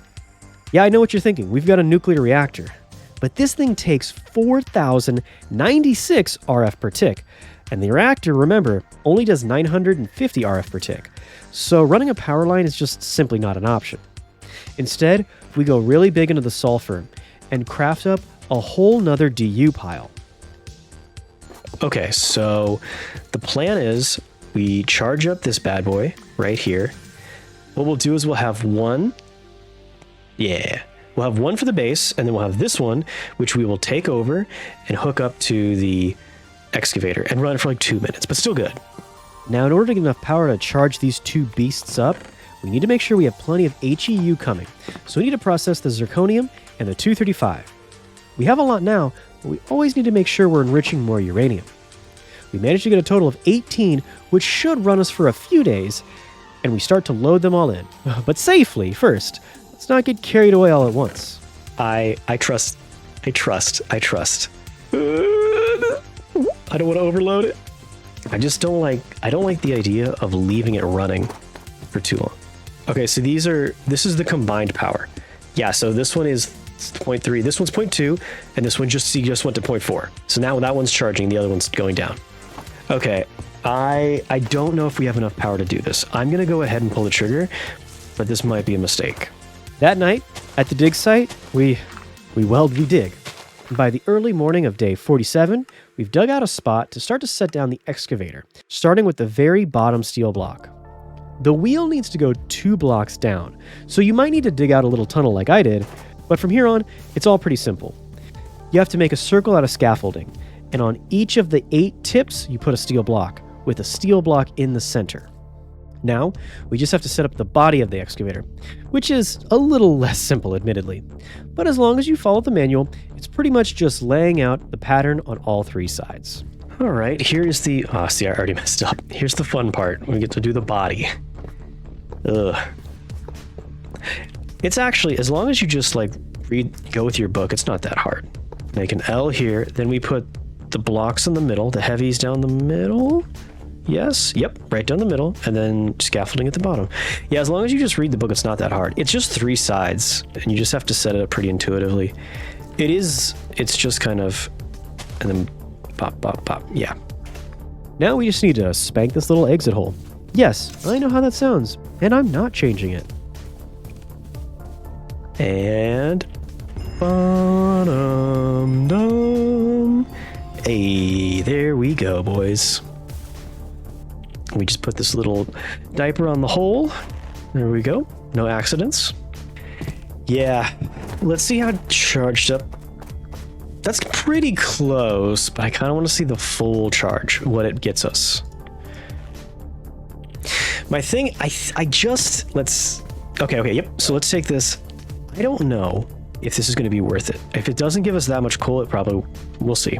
So, back at the excavator, we set up the pile on the very top plug here. Now we can use the multi-tool to make sure the power is flowing into the machine. And soon, it starts humming to life. Oh, well. Okay, so it dug out some of the... Okay, there it is, though. So that's the coal going up. That's what we're here for. Let's take a peeky. And it's only been... it's not even like... 6 ore for like 6k energy? I don't know. Oh, it's not bad. So it's officially like halfway now. Oh, and diamonds. And we got so we have a stack and we get diamonds. Ooh, okay. This is more like it. Okay, so that was a full run. And we get, almost 200 coal ore. Yo. But luckily, I did a little extra research here, and I found out that it isn't 200 coal, but in fact something more like 300 to 400, because the pulverizer turns 1 ore into 3 coal, and even a little coal dust too. This will truly make all the steel for the excavator worth it. I even try to do a little more research and see if I can't get an even better yield using some railcraft machines, but yeah, I'm not really worried about this right now. After all, I'm pretty happy with what we've got here, and I'll save all the railcraft stuff for another 100 days. Day 48, and we set the DU piles back to get charged up. This reactor is getting us some pretty good power, and we're getting every little use we can out of it, just so long as we keep on making more pellets. This might be the smallest reactor you've ever seen, but it's making me pretty proud. Dude, I am in love with this base. This thing is so cool. This might be one of my best. But I can't stand around and gawk at it for too long. I need to get back to the mining, because I have to get ready for the biggest project I've ever done in Nuclearcraft. I wonder if I should have made an immersive engineering drill. It can do like 9 blocks. I think it can mine obsidian too. I'm doing pretty good. I'm not gonna get greedy. I grab a lot of lapis for, well, no spoilers, and then I mine up some uranium by hand for now. No, I think by saying that, that's kind of like a de facto spoiler, but anyway. Finally, after mining for almost 2 whole days, I come back up into this swamp, which I didn't even know there was a swamp next to my base. Dude, where am I? Oh, babe, I missed you so much. Oh, you're shivering. Come here, come here. I really do love this base. Maybe too much. But can you blame me? This is probably one of the best labs I've ever made, and it's only halfway done. And speaking of brand new things I've never tried before, we're getting our very first bits of platinum. Now I really want to start up that platinum mine. Speaking of mine, we get both of these fully charged DU piles ready and craft up some hardened cables so that we can get all the power into the excavator smoothly. There. So now we should be able to link the batteries and the excavator. All right, here we go. Bonk, bum, bum, and then now we can put the batteries out here, and I'll have easy access with the multi-tool to turn them all on. Boom, and this should be enough power so that we can walk away. Back at base, I'm still getting coal from the first time we ran the excavator, so I'm feeling pretty good here. This reactor is so trustworthy and easy to manage, it's kind of amazing. All right, here, this is the moment of truth. Ooh, look at that. Dude, and they're not even empty. Look at all that. Nope. Sorry, comrade, this is not a community coal. This is capitalist coal right here. All right, so we have... This isn't making me too irradiated, but still I should probably section this off. Just be safe. I even decide to make this spicy chest right here, full of all of our radioactive stuff, and a chest right here for the turbine mats as well. And then we make a... Well, let's just call it what it is, a trash chest. It's just really basically garbage. I spend the rest of the night trying to get some more piles done. I know I'm going to need them for our next phase. But I'm also going to need some food, because winter has lasted a lot longer than my food supply. Do you guys remember what day? What day did it turn winter? So each season is like 24 days. And I think it was on day 34. So it should be close. We needed to get close. Okay, so it's still running. Nope, these are fully done. I don't know why this is still moving. Oh, they're empty. Maybe this is just what the new animation it does. But yeah, this isn't actually... It looks like it's running, but it's not actually running. That's a good haul, though. That's a really good haul. I made this chest over here, and I filled it up with all the excavator's output, and it's still lasting us. That just lets you know how good this excavator is. We're already running the piles back again. So the only thing I really have to worry about is, as long as I have a supply of uranium, we're unstoppable. All of this, and we really only need about 8 pellets a day. Then we head out to, of course, do some more mining that night. Mine coal? How beneath me. Let's see. Oh, my nutrition's good. Just a little protein and I'm like maxed out. Just gonna stick my fingers in the peanut butter. We get some more diorite for zirconium and uranium for the, well, uranium. Then this happens, which breaks my heart, but I find gunpowder, except I didn't know how much I was gonna need this in the end. We leave it behind and this costs us a lot, trust me. I don't think I need any of that stuff. I don't know. I gotta check out what the ingredients are for a nuke. Oh, little buddy. Did you want a PB&J sandwich? I wasn't gonna give it to you, but you can still ask. Okay, I don't know what that was, but I do know that we're getting pretty close to getting our 3rd DU pile. With this, we can plug a pile into each one of the plugs on the excavator and run it for a pretty good chunk of time. Okay, maybe I can fill up these DU piles. Yeah, I could. Maybe, I think the better option right now would be to convert this reactor and put irradiators in it. I don't know. I like this reactor, though. I don't really want to mess with it. But then to make the other reactor is a huge project. To explain what I'm kind of talking about there, see, I had planned to make this massive project that would probably take me about 100 days to make. It's already day 50, so I'm really on the fence if I even want to attempt it. Either way, I know I'm going to be making more steel, tough alloy, beryllium, and maybe even expanding our reactor. Then, inside of the reactor, I would add a neutron irradiator. But soon, I decided I didn't want to mess with this little mini reactor. It's been pretty faithful and doing us pretty right, so I'm not going to mess around with it. Instead, we're going to push ahead, and we're going to make this mega project no matter what. In order to help with that, we start to make a ton of speed upgrades, and to balance those out, we are going to make a few energy upgrades. The energy upgrades take a bit of crushed obsidian, which definitely would be a pain to harvest and crush up. Luckily, I'm a bit ahead of the curve here, and I already have some ready to go. I swear yes, there it is. Yeah, see? It's almost like I know what I'm doing here. So we had 3 upgrades. You know what, Nip? Better make it 4. Nah, let's go all the way. 4? Will 4 be enough? Let's put all the energy... No, let's put them all. Why not? Why not, right? Now, let's get started on our shiny new machine.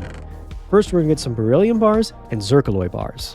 With these, we can make our neutron irradiators, a new component of a fission reactor that helps us make new compounds. So this new fission neutron irradiator right here, this is how you make 233. It's in Overhaul, it's the new way to make 233. Next, we make some advanced panels because we need to make some more fission cells. This time, we're going to need 8. Then, another new component that pairs with the irradiator. We need the irradiator ports to get those new compounds in and out of the reactor. And yes, if you haven't already figured it out, this new project is going to be a huge custom-built reactor. But it isn't just any reactor.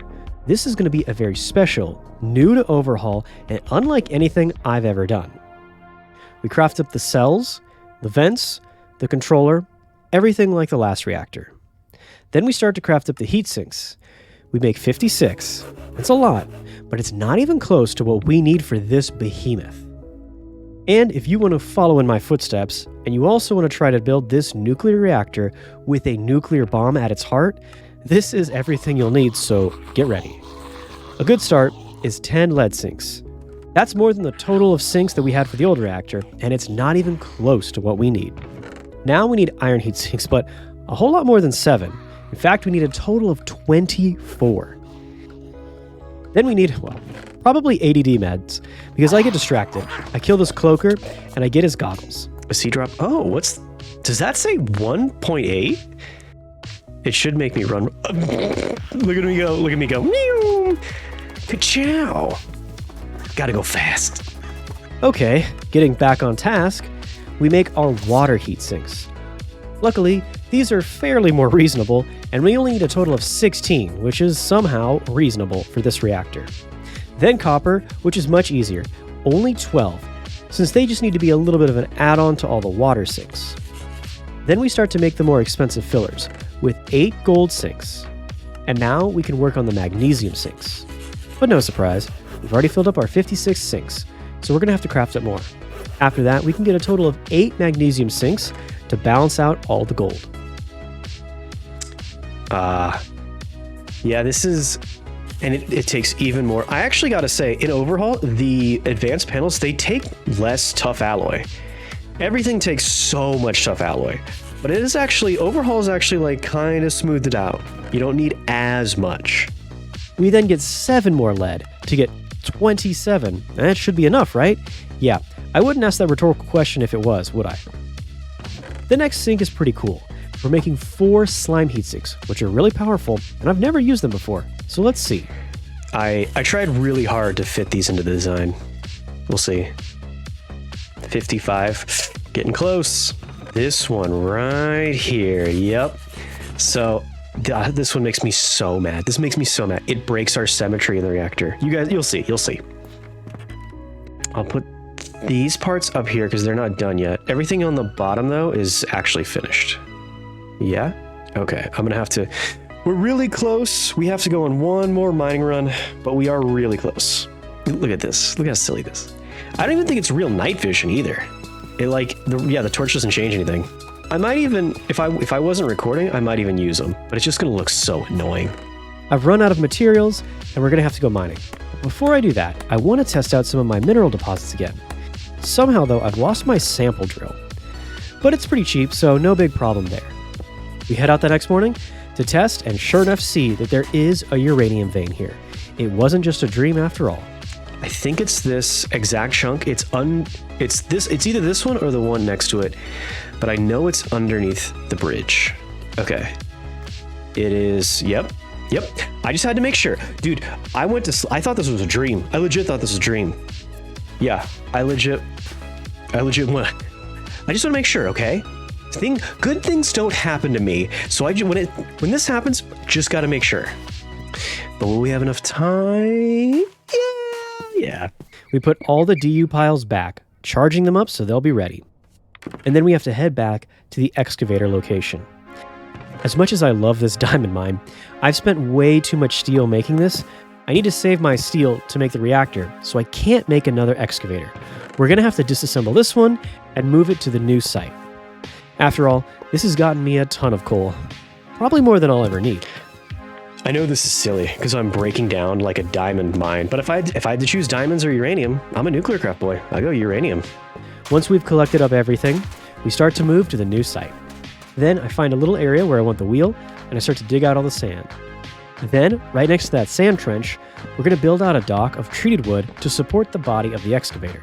Now, I'm getting pretty distracted, I'll admit, so this does take me a while. I wonder if I should build 2 excavators. Oh, what's up with this bush? Why is it fruit? Oh, it's spring. Oh, and the water. Yep, the water. And there's like one little patch of snow. Yes, it is. It's spring. Oh my, how long has it been spring? Anyway, doesn't matter. Doesn't matter. This is good. This is good.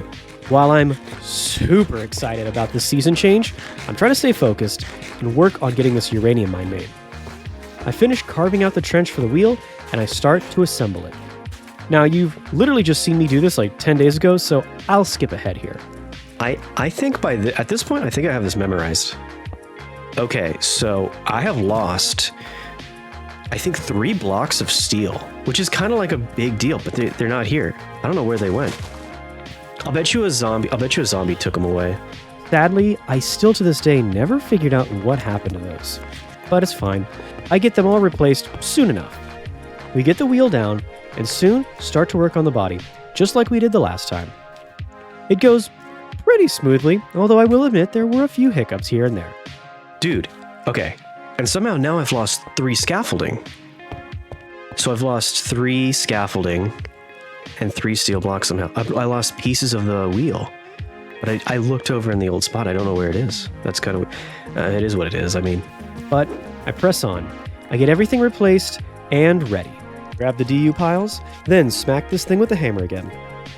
We get the chest set up, the hardened flux duct set up, and finally, all 3 charged DU piles set up. Well, mostly charged. Now we can set them up so they'll be giving power to the digger, and let's see just how well this thing works. And I think it should be on. Yeah, I can hear it going right now. Okay, here we go. Yeah, so it's going to collect sand. Oh, there's some lead. That's good, I guess. I could always use some more lead. But I wonder how much... There we go. There we go. There. I wonder how much it's going to do. I should check. I should check and see. Because this could be a big deal. This could be really good. It's only maybe 1 out of 4, maybe 1 out of 5. That's 2. Ooh. Dude. We are mining in Nuclearcraft. With nuclear energy, we're mining uranium. That's literally like my dream. I've always wanted to do this. And we're getting lead too. It's like everything I could have wished for. Even that is still really good. All right, I'm gonna get greedy. What would be the one thing that could make this better right now? We could get pizza. Oh, that has all 5. Oh, it has fruit because it has pineapple on it. Oh, I don't know if I want to do that. Ew. Ugh. So, yeah, now this is going to happen. The logical, scientific answer is pineapple should go on pizza, guys. I hate to say it. I start to look over my mart and buy myself a pineapple, completely forgetting that pineapples definitely do not grow on trees. Finally, I do buy a pineapple seed. And now we can head out and start to get working on our new and improved farms. Also, guys, really quickly, I just want to say that I am sorry that I'm leaving the grid up like this. I was so used to doing it, looking for the uranium mine, that I kind of forgot that it was on. I do notice in a little while here, though. So we get those tomatoes we collected last year planted, some wheat for the dough, and I even add some strawberries so that I can feed the little piggies. I refuse to have pineapple on pizza. I'm gonna have strawberries instead. Finally, we get a ton of tea planted, which is making me thirsty just looking at it. Beets, a Nuclearcraft must, and then we can start to power grow just to get a good start at filling out all the plots. At day 58, we have a few good rows, and I hold on to a little extra just so we can see how making this pizza goes. After all, I don't want to fully commit my entire farm to just one recipe if it's not worth it. Now, we try to collect some piggies when I see a big problem with our plan already. Turns out, unlike me, piggies don't like strawberries. Onions, on the other hand, work perfectly. So we get 2 piggies in our pen. Of course, this does mean that the strawberry patch in our farm is just no longer viable. So we're gonna have to change it out and put in some onions. On the bright side, I can still eat the strawberries for fruit nutrition. And maybe we won't have to put pineapple on pizza, if I do decide that I want to keep my dignity. We get the onions all rolled out. Pretty soon, The farm is looking ready to get growing. Dude, I love spring. Spring's got to be my favorite season because everything's so crisp and vibrant and green, and then we get to get back to the farm. Obviously, the most important thing is we get back to the good part. Oh, hey there, Miss Piggy. Hey. Oh my goodness, you brought your friend? Well, that's nice. Okay, yeah, you guys, I've actually been meaning to talk to you, Miss Piggy. Did you read those divorce papers I gave you? Oh, yeah, you should have done that. Tell them what you saw today. Spread my name. Spread fear. Oh, it looks like I'm about to commit a crime. Yeah, okay, yeah, there we go. Bro, I'm kind of addicted to this now. Is that a bad sign? So after channeling my inner Kermit right there, we have some pork. We can head back home and try to make up our new recipe. Now first, let's make the pizza that's, actually good. A standard pizza with some cheese and pepperoni on top. Man, pizza and radiation. Peak Captain right here. Also, I discovered something pretty amazing. One whole pizza is pretty filling and kind of unwieldy. Trust me, personal experience. But we can use a cutting board and we can make a pizza into 11 slices. And this will make our food supply last much, much longer. By the way, I have no idea how a pizza turns into an odd number of slices, but okay then. I wonder how pizza dipped in jelly would taste. I mean, let's be honest, it has to be better than pineapple on pizza. For now, let's just rejoice at the 2.5 stacks of uranium ore that have been automatically mining in the background while I was farming and eating pizza. We set down our piles to charge up and then start to process up all of our uranium and put some in the reactor because, trust me, we have plenty to spare now. I must admit though, I'm quickly letting all of this literal power go to my head. So I decide it's probably a good idea to just chill out and go and head in the mines for a minute. And at this point, I'm really just trying to keep myself humble. I will say, this time I went a little extra longer and I wanted to get some new materials. And it pretty quickly paid off because I found a ton of new ores. So for anybody who's asking, the mod that makes these caves generate, that gets you like diamonds and emeralds, it's called Young's Caves. I don't even think I need lead anymore. Now that we have this uranium mine, I don't think we need lead. Oh, we've been out for a while. Ah, yes, da, comrade, da. This is taking too long. The real reason I was out mining for 2 whole days was to get lithium, because we need a ton of it for tough alloy. Should I feed him pizza? Wouldn't that be good? Pizza made out of pizza-fed pigs? We get a total of 31 lead heatsinks, which is, well, still not enough. But soon, we do get our grand total of 32, and now we're finally done with those. Also, we need lithium to make lithium heatsinks. These things are great, which is why I wanted to make so many of them. I had to do a lot of extra work to get all of these fitting in. We got enough ore, now we just have to wait for it all to process and be patient. AKA, the thing I'm the worst at. Lithium's the real thing you got to look out for if you're mining, because you need it for tough alloy, and apparently your heat sinks too. At least there's one more. I'm actually using third-party software to design my reactor. That's how I know, that's how I know the recipe's so accurate. While we wait, I can make our neutron primers. And weirdly, even though we have 8 cells, we only need 2 for this reactor, which is pretty economical. There we go. That night, we get back to crafting our heat sinks and finally get our 12 lithium completed. Jeez, that took way too long. And while all of these parts are crazy, the craziest part might still be coming because now we need to craft up all the casing. We've made over 100 already. That isn't even close. I managed to make a few more, but somehow, even though we have a mine that is pumping out lead, we still manage to run out of it. I swear, it's always lead. Luckily, we have the ores, we just have to get them prioritized and cooking. And yes, be patient. We now have a total of 144, which isn't even halfway. Yeah, seriously, welcome to Nuclearcraft. Now you guys might be understanding why I wanted to design a mini reactor, so it didn't take another 90 days to make one of these. While we wait, I do grab a little bit more marble.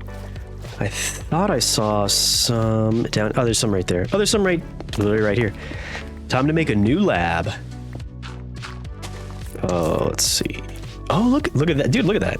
Totally planned, of course. We start to chisel all of our marble, and we get ready to add on a brand new room. This isn't going to be a second lab. No. This whole room is solely dedicated to the new reactor. And yes, we had to lower the floor down 2 blocks just to fit this thing. I also make this iron slab staircase, then turn around and just marble at my work. Get it? Get it? I marble at my work instead of... Anyway, now I replace all the front wood with iron slabs, which is really more on brand for this modern lab. We add some steel doors, and this whole thing has a really nice flow going through it. I do start to do a little bit of cleaning up here and make a little extra room. Technically, I haven't even finished this outer wall right here, but it's already time to start to lay out the reactor. Now, I'm not totally going to tease you here. I definitely will try to get this all done in one quick brush stroke, but there's a whole lot of materials, so I will have to go back and forth a little bit. I just want to empty out my inventory, honestly, and get the bare bones casing all set down. We're pretty close. So I start to finally build out all the borders, just to see how this whole thing is going to look. I'm trying to figure out if I want to make the floor even lower, or if I'm going to have to make the roof taller, or both. I'll try to, in my Discord, I'll try to link a picture of the design for this reactor, so you guys can, it'll make it easier for you guys to follow along, if you want, if you try. At this point, let me just spoosh. Hey, I don't actually know if we're going to be able to finish this. Or at least, we'll be able to finish this reactor, but I don't know if we'll be able to finish the bomb. I get a good amount of the outer border down, and I see that everything should barely just fit here. And while I'm here, I might as well use up all the clear casing I have, and I fill out the entire back wall. Pretty soon, I even manage to get the entire right side of the wall done too. And by the end of the day, we have some pretty good progress. I'm going to leave a little hole to walk in and out. Oh wow, I think I've actually done a lot more. Oh, I still need to get the roof and the sides there, but I'm making progress. All right. Yeah, that's it, except for the very top part there. It's already looking pretty good. That night, we can start to get some of the cells in place as well. So they go here, right down the center, and then 2, and then another 2, and then we go up. Only 1 up, I think. Yeah, because we put 1 in the middle here, and then 1 up there, and then there'll be glass there, then 1 here, and 1 here. Just like our last reactor, we have beryllium connecting all the cells, which is needed to get neutrons firing, which is needed to trigger their criticality. Then we have all of this beryllium that meets up in the middle, but instead of putting a cell here, we add our new component, the neutron irradiator. All of the cells in this entire reactor will be firing their neutrons down these beryllium lines, focusing them on this little piece in the center of this star, forging our nuclear heart. We're also going to have beryllium go here on the bottom, but for right now I'm leaving a space so that we can just move around. We start by placing all the water sinks, which go on the sides of the cells. That's a pretty simple start. Remember, water sinks must touch a cell and the wall, so this all works. Next, to keep it simple, we can add in all of our copper heat sinks. And all they need is to go next to each water sink on the outer walls. We don't need to put them on the 2 cells that are running down the center. So I believe copper doesn't go in the middle, it's only going to go on these outer corners. Yes. And then that should be good. Yep. Next, we can get started on our iron, but like the heart of a dying star, this thing is loaded with iron. An iron heatsink needs to be placed next to a moderator, which in this case will be our beryllium. So it's going to be very easy for us to fit a whole lot into a design. Now I will admit, this is where things start to get a little complicated. Luckily though, I've kept everything pretty symmetrical. On the bottom and top levels, we place iron all along the sides of the moderators. And in the middle level, we put 4 on the outer moderators, since the inner ones are not going to be active. Am I losing you guys yet? Remember, I have a link to this design in my description where you can follow along if you need any help. And yeah, don't feel bad if you guys do need help. I designed this thing and I'm still struggling. Next, let's try our novel little sink here that I've actually never used, the slime sink. It has to touch water and 2 lead sinks. So first, we'll place it so that it's touching the water down the middle of the reactor on both sides. Of course, they'll all need 2 lead to be activated, but that's coming in a little bit. First, let's add the lead to the floor next to the iron on both sides, and then we can unlock all the potential in this lead and start to place some lithium sinks, which have to be placed in between 2 lead as well.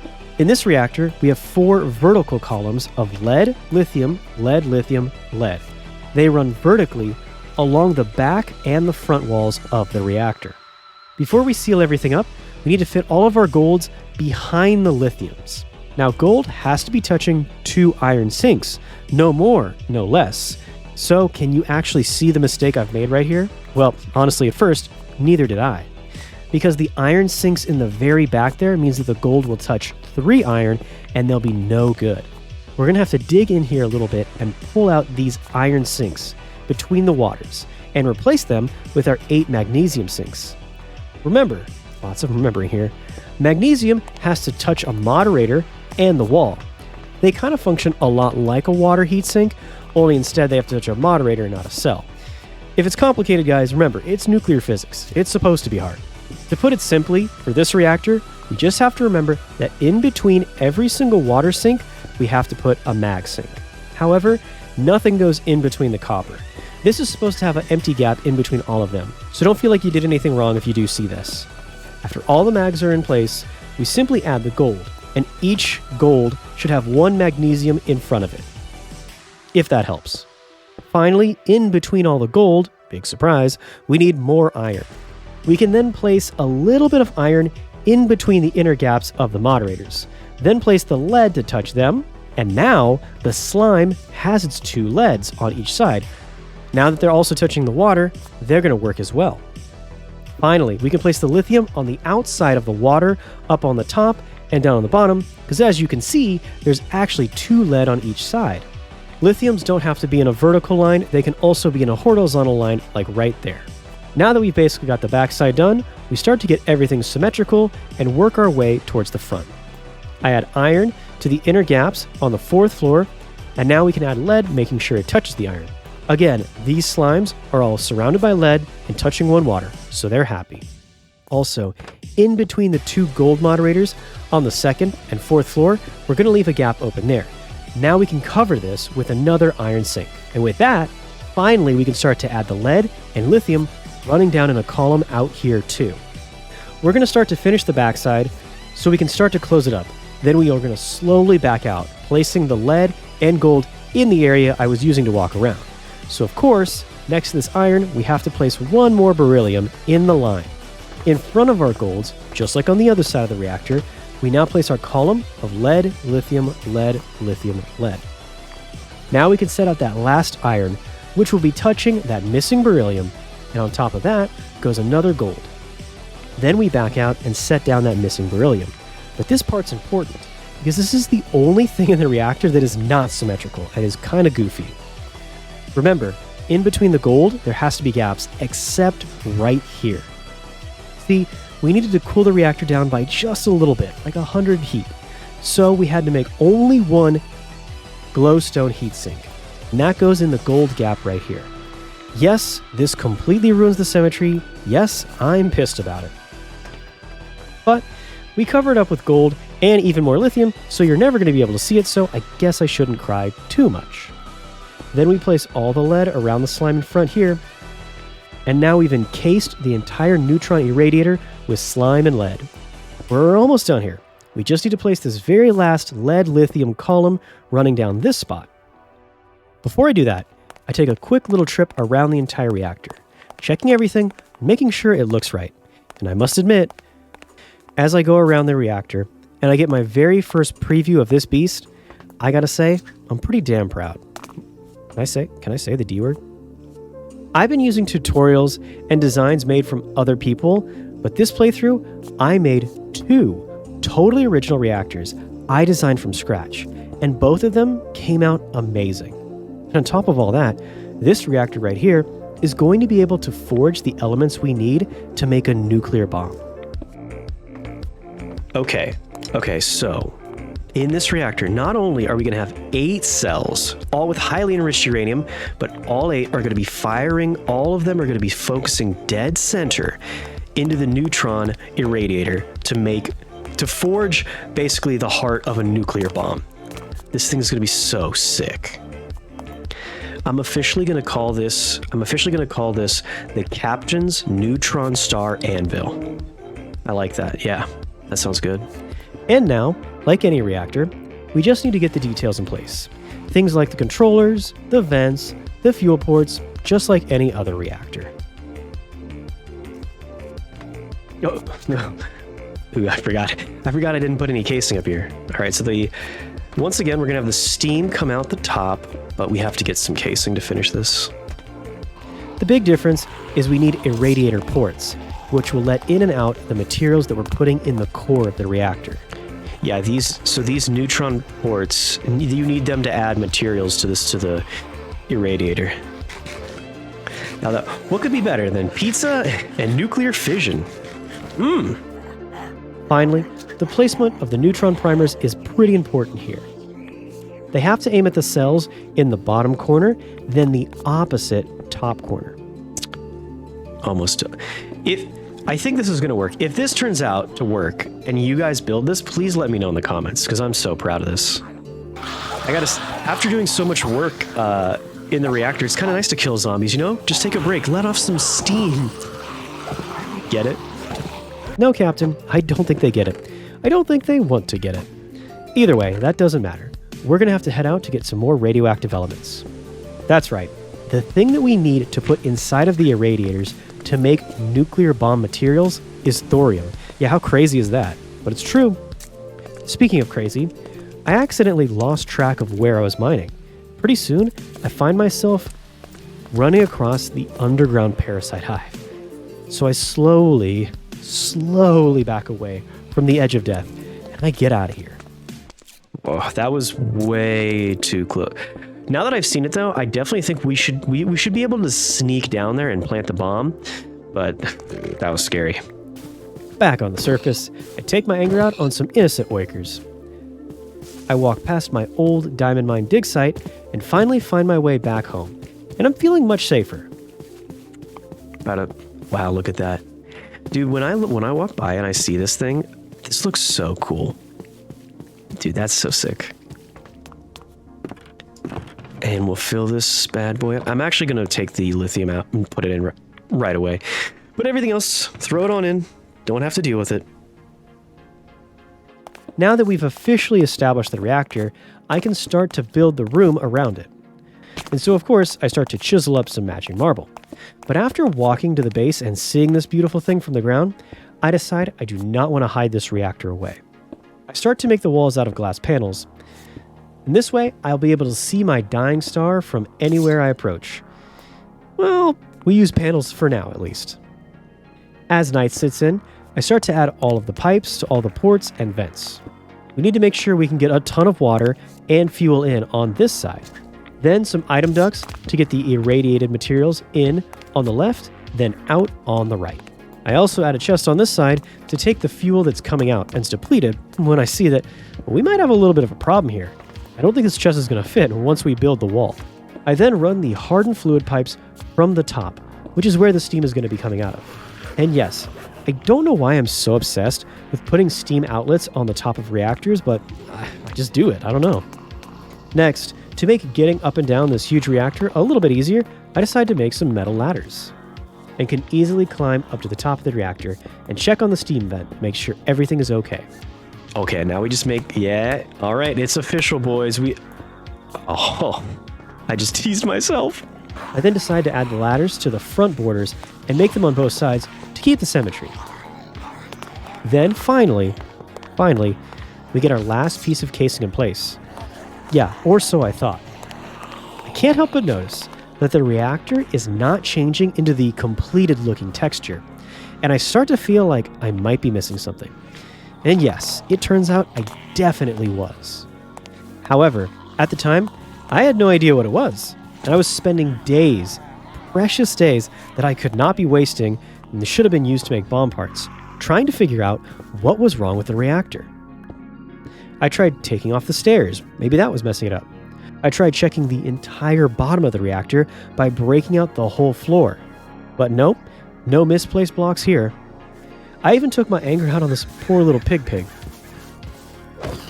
I was looking all over Reddit and fandom and couldn't find anything that was helping. I even tried to take out all the vents to see if maybe some of those were wrong and not compatible with the reactor. Finally, I decided to break inside of the reactor and take out the irradiator to see if that would do anything. Sure enough, it turns out it was the problem. Now this is unacceptable because the entire point of this reactor is to run this one part. But I'm out of options here. So I try again.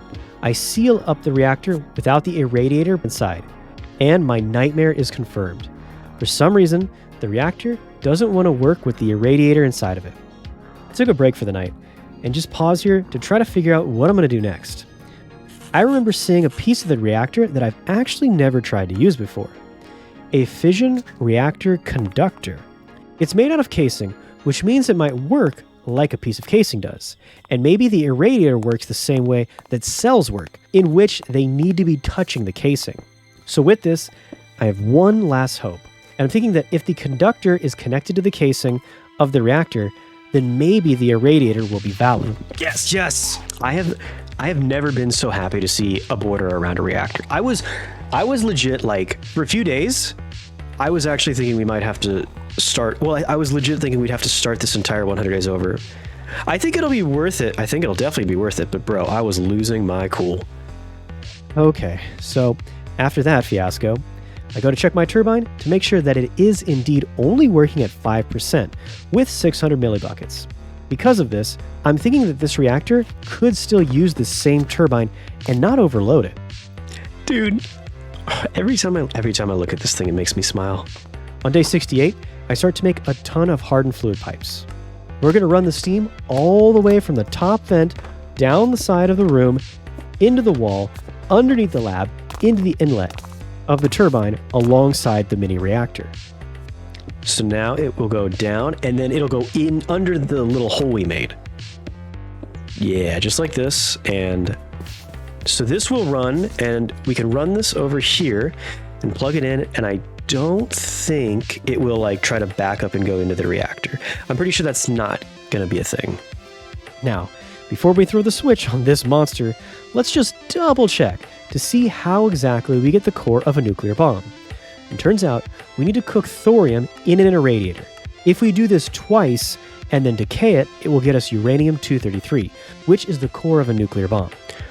Protactinium. So we need to put thorium in. We need to at least get 8 233, which means that we need to get 8 thorium through, but one piece has to go through 3 times, I think. Next, we need to work on getting our water source. Now this beast is going to make upwards of 300 millibuckets of steam per tick. So the medium tier water source that makes 80 millibuckets simply isn't going to cut it. That means we pretty much had to spend the entire night making water sources, because I think in total we need 64 basic water sources to add all the way up to the tier 3 dense water source. But on day 69, nice, we get a big water source. Don't make it weird. Speaking of making things weird, the glass panels connect to the water source, and yeah, really weird. I don't like the look of this at all. Dude, that's not gonna stand. Ugh.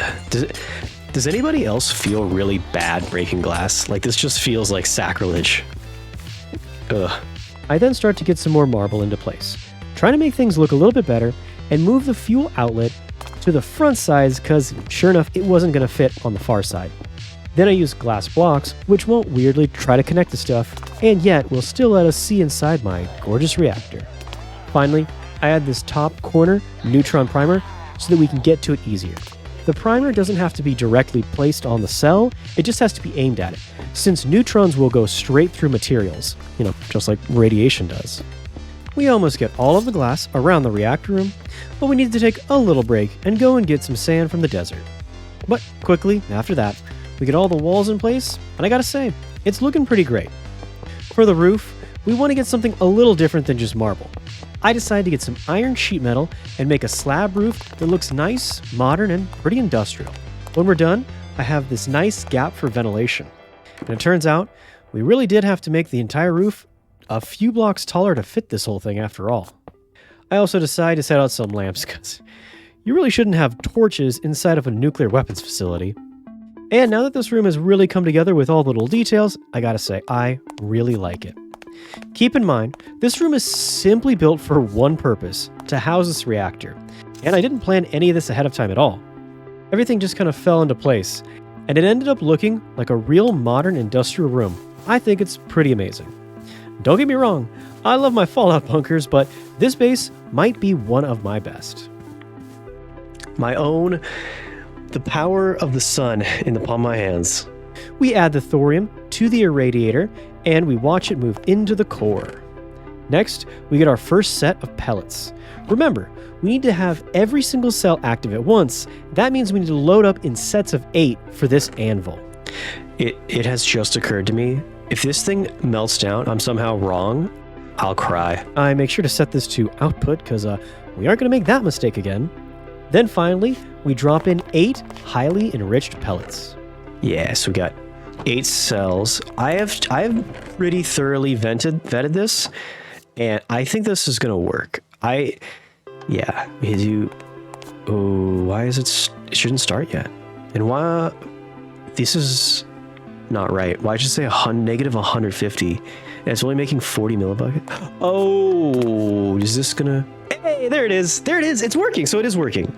So all in all, this reactor makes about the same amount of steam as our last video. But remember, it also makes irradiated materials, which is in the core, so it takes a big chunk of its power. And yet, the steam is still building up in this top vent here.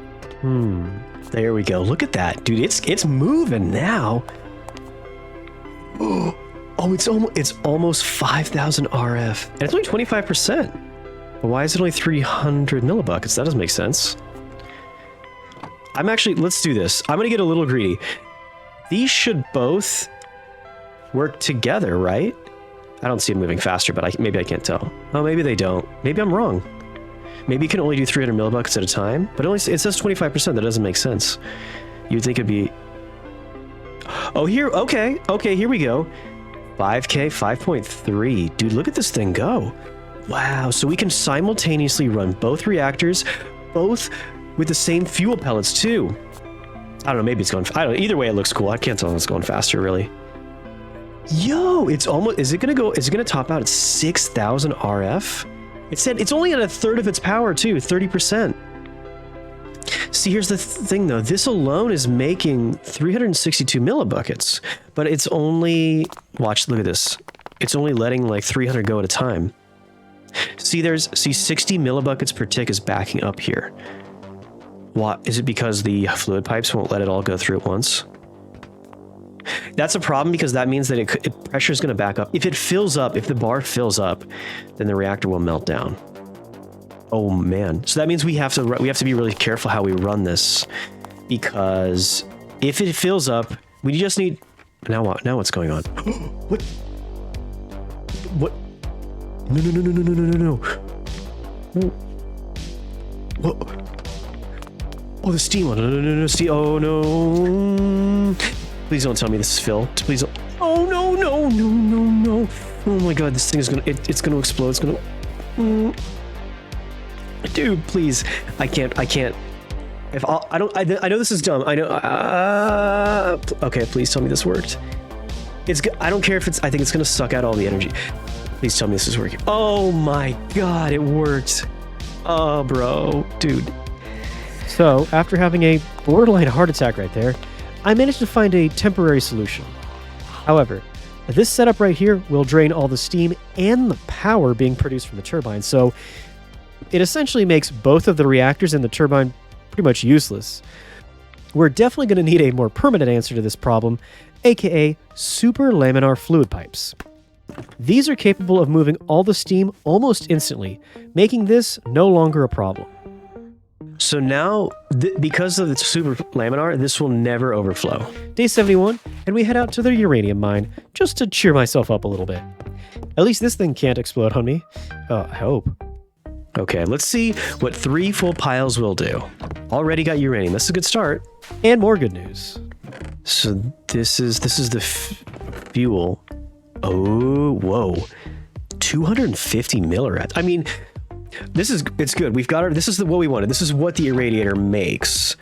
But 250 millirads is a lot. We might have to figure something out to deal with that. Okay, so we have two options. We could make a really small bomb, but I think we're gonna use 233. So we need to run that protactinium through again. So what we have, we put it back in. Those 3 we put them back in until we can get 8, and then we run all 8 through the decay hastener. Okay, so before I get worried about any of that, we have to make some kind of protection from all of that irradiation, because that is out of hand. After first-hand witnessing just how intense the heart of a dying star could be, I decided it's probably a good idea to finally make some Radaway. Now, I've done this whole setup a ton of times before in other Nuclearcraft videos, so I'm going to go ahead and rush right through it. First, we need a melter. We grab some sugarcane, and we start to melt down some of our sugar. Next, we need a chemical reactor, which we are going to be putting lower down in the line and connecting it to the melter. When the sugar melts, it will run down into the chemical reactor and combine with water to make ethanol. Now, we need a fluid enricher at the bottom of the line to combine the glowing mushrooms with the finished ethanol. However, this particular part doesn't need any water, so we are going to have to move this water source out of the way. Temporarily, I move it over to the side, but eventually I put it underneath the extruder.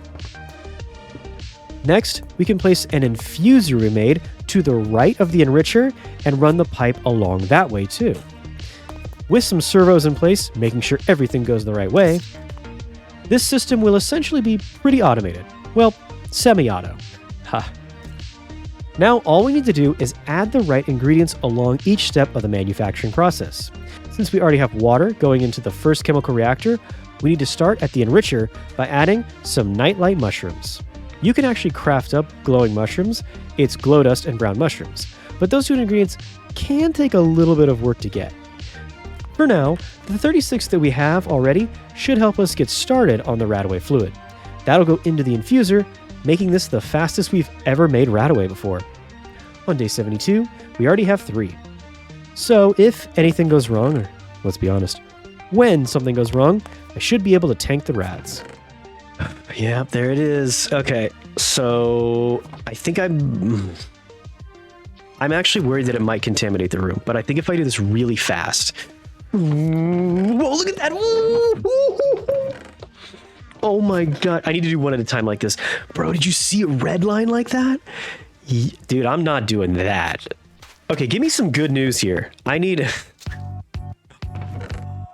Whoa. Oh my... Dude, look at all this. From 3 piles, we can get mad stacks of uranium. And we can double all that too. Dude, bro, we are living the dream. We are getting, for like a few pellets to charge those, we can get so much uranium. Unfortunately, right here, we only have 7 pellets crafted. Remember, we need to load in divisions of 8. Luckily, I think we might just have enough uranium to spare. So I waste no time in making some more. We start to cook up our new 237 and head to get the depleted fuel. See, recycling the depleted fuel lets us get some ready-to-use 238, and it gets us a whole bunch of other useful radioactive elements as well. With this, we craft up a total of 52 pellets from mostly recycled 238.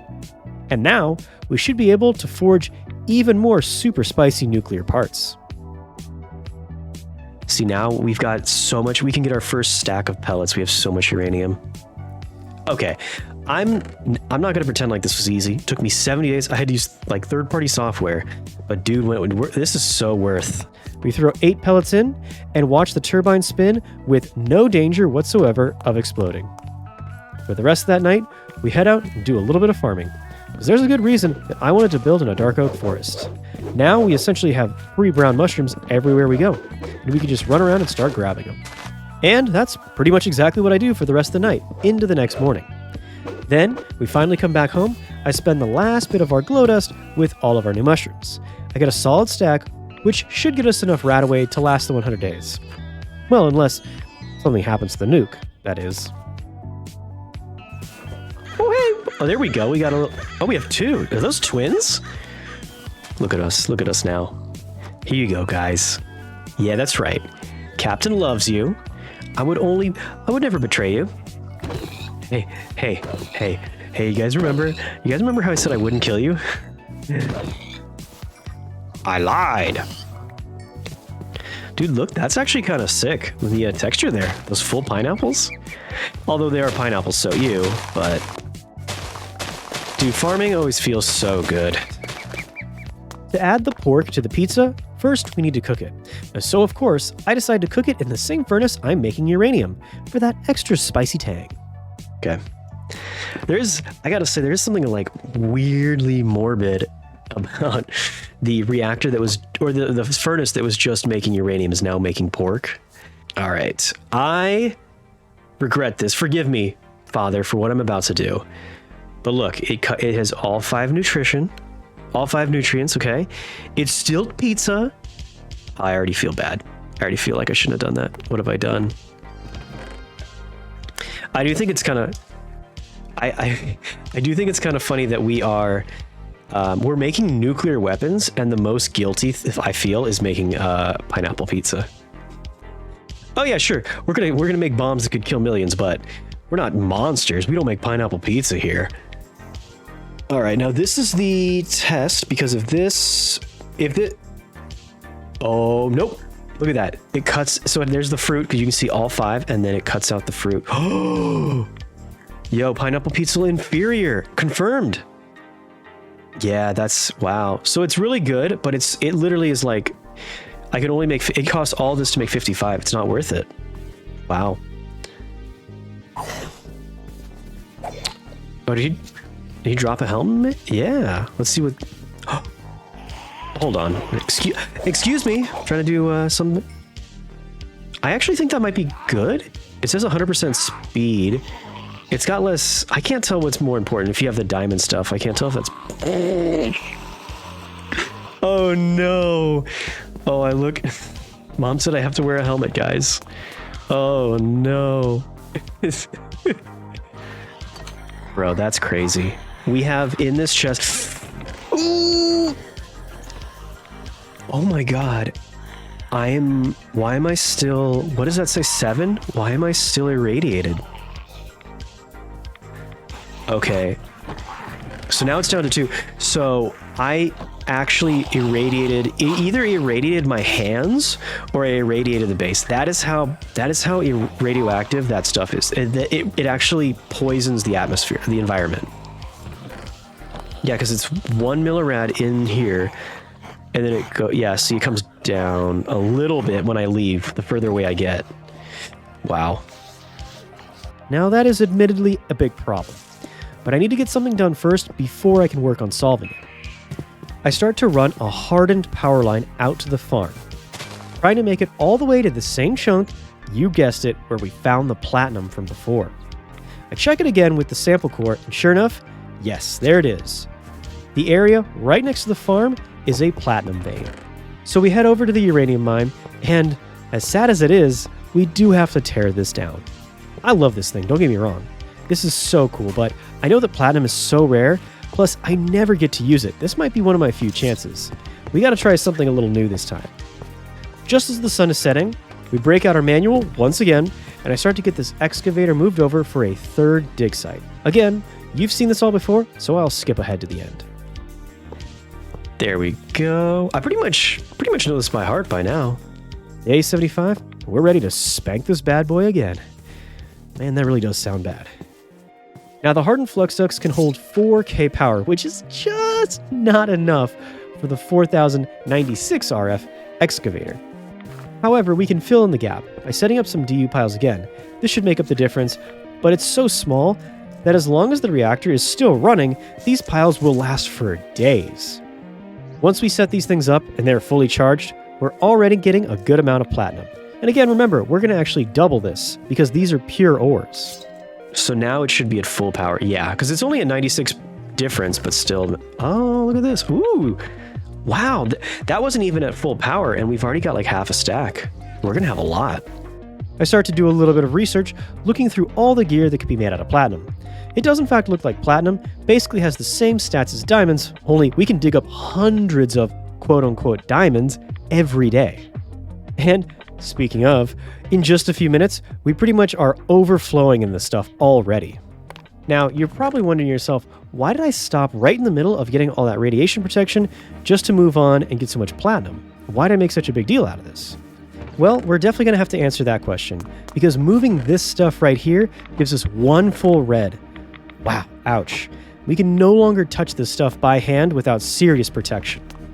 But I need to be able to fight the parasites at the same time, so making a hazmat suit is just simply off the table. Instead, we're going to make a full set of platinum gear, which is top tier for combat, and we're going to add shielding to it. And sure, it's not a full-on hazmat suit, but as long as we're fairly responsible with our nuclear elements, we shouldn't really need that. Yeah, me and being responsible. Good joke. Before we get too carried away though, I make a light shield just to test to make sure that it's compatible with platinum. I find out I can add it to the military gear, which is good to know for backup, but pretty soon I see that sure enough, we can add radiation shielding to platinum too. So, as day 75 ends, we head out to get some sugarcane for bioplastic and start cooking it all up in the manufactories. Then once some of that is done, we can use it to turn these light shields into some medium shields. We get a total of 4. With 4 medium shields, you could make 2 heavy shields, as long as we get some of the other expensive-ish materials, like beryllium, hard carbon, and DU piles. Luckily, we are now late game enough to where we can pretty easily get all this stuff going, and soon we get our very first heavy shield. And that's pretty good to get all this done in just one night. Small hiccup, however, we actually can't place the radiation shields in our armor, but that's just because it isn't at full health. So now we have to craft up an anvil, like a real anvil, not like the neutron star anvil this time. We repair our platinum gear of that super tiny, annoying amount of damage. Now, of course, I have to admit, if I had to waste an entire diamond for this super small amount of damage, I'd be pretty upset about this. But we have so much platinum coming in, this is no problem at all. Then, once the helmet is all good, we can just add the heavy shield and put that back on our heads. Right away, that takes the rads down by almost 66%. Not a bad start at all. But of course, we can patch up all the leaks by getting heavy shields in all of our pieces of gear. The only mat that really holds us back is sulfur, as usual. Now, since we have so much obsidian, we can crush some of it and get a little bit of sulfur. Now, we have 2 more heavy shields, and we can add those to the chest plate and the boots, respectively. This leaves our lower body area a little bit exposed, but it's okay, because, let's be honest, I'm not really using it anyway. After all, we just need to wait for a little more sulfur, which only takes about a minute. By the end of day 76, we get those leggings set, giving us full radiation protection, when I spy this. A platinum hammer that is one-handed and does 11 damage. Yeah. The only real drawback is that it doesn't have the nausea, which doesn't matter because I'm not doing PvP anyway, and the knockback. That kind of sucks, but I think I'll learn to deal with that. I start making a new, shiny set of platinum tools, and finally, we get this amazing hammer. And so the stats for the diamond hammer versus the platinum hammer are 9 versus 11, but we should give it a test just to make sure that this lines up in the real world. I smashed this guy and already feel pretty good about this. So let's see. Oh, he's not at full health. 8's good, but we could find someone better. Bro, I've been looking for zombies. Of course, when you need them, they don't show up. Whoa, look at this. Bro, we're never going to run out of platinum. We have, like, with the remaining 25 days, we'll never run out, no matter what. Oh, I hear one. I hear a zombie. Yeah. I mean, I hear a test subject. Well, hold still. And let's get a good hit. 13. On one of the big armored ones, too. That wasn't really a fair test, but still, 13 damage on an armored. Right at the end of the day, I decided that 13 damage is 13 damage. So we switched to the platinum hammer. But with all this platinum, I think we've had our fill. No need to be greedy here. So already, I start to break down the power lines and break down the excavator. So this is fully empty now. And we have, like, yeah. Okay. First time I'm actually happy to see a Russian. Yeah, let's test this hammer out for real. 13. So it basically 2 shots everything. Well, except, just as I say that. On day 77, we've made some pretty good progress here on starting to break down the rest of the excavator. Now, don't get me wrong, I don't regret what we did here. I'm glad we took a couple of days here to mine up some platinum. We're going to be swimming in this stuff for the rest of the playthrough for sure. But, I mean, let's be honest. We need to focus on the real objective here. We need to keep the neutron anvil active and running, which means we need a lot of uranium. I could do Nuclearcraft stuff like this. I can do this for the rest of my life. If you guys are bored of Nuclearcraft, let me know in the comments. I will try to do new stuff, but I could do this forever. But before we get too worried about any of that, we need to stay focused on our last 25 days of this video. And by the end of day 77, we have the whole extractor set up for the 4th time back over here on the uranium mine. Only this time, instead of running the piles back and forth, I have a new idea. That last mine gave us a ton of nickel, so now we can really crank out some Ingvar. Let's run a power line of hardened flux ducts down the river to power the uranium mine. We run the power lines out past the side of the house, always making sure to keep them at least 3 blocks off the ground so that I can move under them pretty easily. We then make a turn and run them all the way over to the hill and even start to set them on the ground. Then we start to run power from the top plug of the excavator over the water and back towards the hill as well. I even place a few supports every once in a while just because I think they look nice. But unfortunately, out of all of the materials I have, the thing I actually run out of is redstone. So, as the sun is setting on day 78, we head out to find this new ravine hidden inside the dark oak forest. We head down and find some redstone pretty quickly, but I stay down here to do a whole little mining run because why not? And on the night of day 79, we find the most annoying mob of all of Minecraft, a cloaker kid, which means he runs at like 4 times faster than a normal zombie. Luckily, this water slows him down, and I get to bash his skull in with a hammer. Then at base, I start to make the rest of the hardened flux ducts. By the start of day 80, I can finally run the power lines all out, and finally, we get the uranium mine powered by a fission reactor. Peak Nuclearcraft. Peak Captain, if we're being real. Now, all we need is that nuke. Unfortunately, it takes a long time for all the thorium to get pushed through. Maybe putting a stack of 64 was a mistake. This is actually pretty amazing if you think about it. I know that we have to move the uranium by hand, so it's not automated, but it's essentially a perpetual motion machine. We're using uranium to get infinite uranium. Then, that night, I see we need to make polonium as the true center of the bomb. And to make that, we need to decay a little 233 into bismuth and then irradiate it a 3rd time. So this means we need to run a single piece of thorium through the neutron anvil 3 times. Luckily, we only need 1 little pile for the entire bomb. So I've been kind of doing the math, and I don't think we're going to be able to get all the stuff run through this reactor by day 100 and make the bomb. I'm not going to give up, obviously, but just lower your expectations here. We're going to keep this reactor running and see if this nuclear dream can even really come true in 100 days. And while we wait, I want to stay close to the base so we can keep managing it and adding fuel. And so, to do that, I decide it's time to make a classic nuclear power plant cooling tower. However, this thing is going to take over 300 blocks, so it might be a bit of a project on its own. However, I get a little bit of a break here. I see that there is an immersive engineering type of concrete that is much easier and cheaper to make than vanilla. I hope the military doesn't mind if I borrow some of their building. I mean, they're nuking cities. They obviously don't care. So with a little bit of hope, I head out to start to collect all the mats like terracotta from buildings and sand from this nuclear Mojave wasteland. Soon, we even head down to find some gravel that I had found earlier, and our inventory is starting to look like a proper concrete factory. We keep loading up our manufactories and keep on moving our pro-tactinium, and now we can start to make some concrete. Okay, yeah, we can make like 8, so this isn't going to be too bad. We can actually make a good amount of concrete pretty quickly without wasting too much time. Soon we're making a ton of concrete. And realistically, the only thing slowing us down is for every 8 blocks, we need to use another water bucket.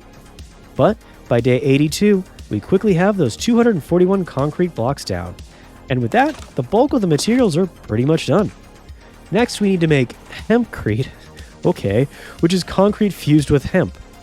It was right around this point that I started to realize we're not really making a cooling tower. Instead, it's more like a giant god-sized blunt. All praise. Next, we just need to focus on getting some of the filler stuff. For example, open metal barrels. Never made this before in my life, but easy enough, and it's done. Now we can move on to something called a fluid duct outlet, where I assume all the steam will be venting out into the atmosphere as harmless water vapor. Yeah, it really is the future of our energy crisis, so believe it. Then by that night, we start making a few of the fluid pipes and the scaffolding, and soon we have almost all the 64 thorium out of the reactor and ready to move to the next irradiator phase. For now, we're going to take all of our building materials and we're going to get ready. I also decide that I want to make a little ladder here to go up to the roof because the marble staircase was kind of blah. Then we head up and we start to get the roof of the reactor ready. I'm pretty sure if we just do the first floor, it should be easy. I didn't sound so confident there at all, but soon we'll all see why. Oh, no. Oh my god, is that lightning? If please be lightning. Oh no. Did it? The turbine didn't blow up. And I think the reactors don't blow up like that. They melt down. Maybe it was some pipes. Okay, so this thing's still working. The reactor's not on, though. The mini reactor's not on.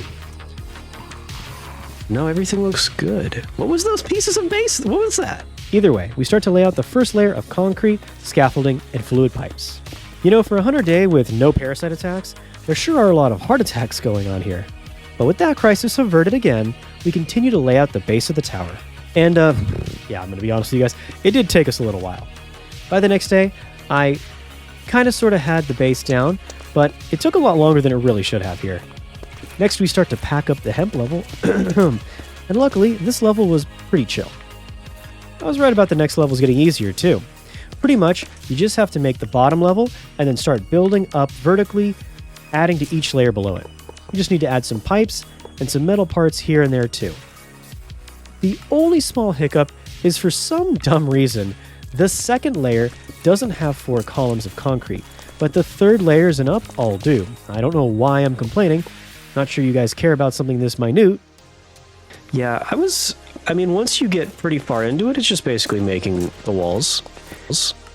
Okay, I don't know what's going on with this. So look at the bottom here. Yeah, see, watch this. So at the very bottom level, you don't have these sides, but then you go up here, and everywhere from like the third level up needs to have these sides. So it's... Either way, we get all of that taken care of, and we pretty much get up to the top where we start to set out all the scaffolding. This should stop all the birds from getting in, or ender dragons, and soon we finally start to do the outer rim so that the entire shape of this tower starts to take place. Now I will say, when I first started making this thing, I pretty much thought I was just killing time, waiting for the reactor to do its thing. I didn't think I was going to be adding too much to the base. After all, this thing doesn't really have much of a purpose.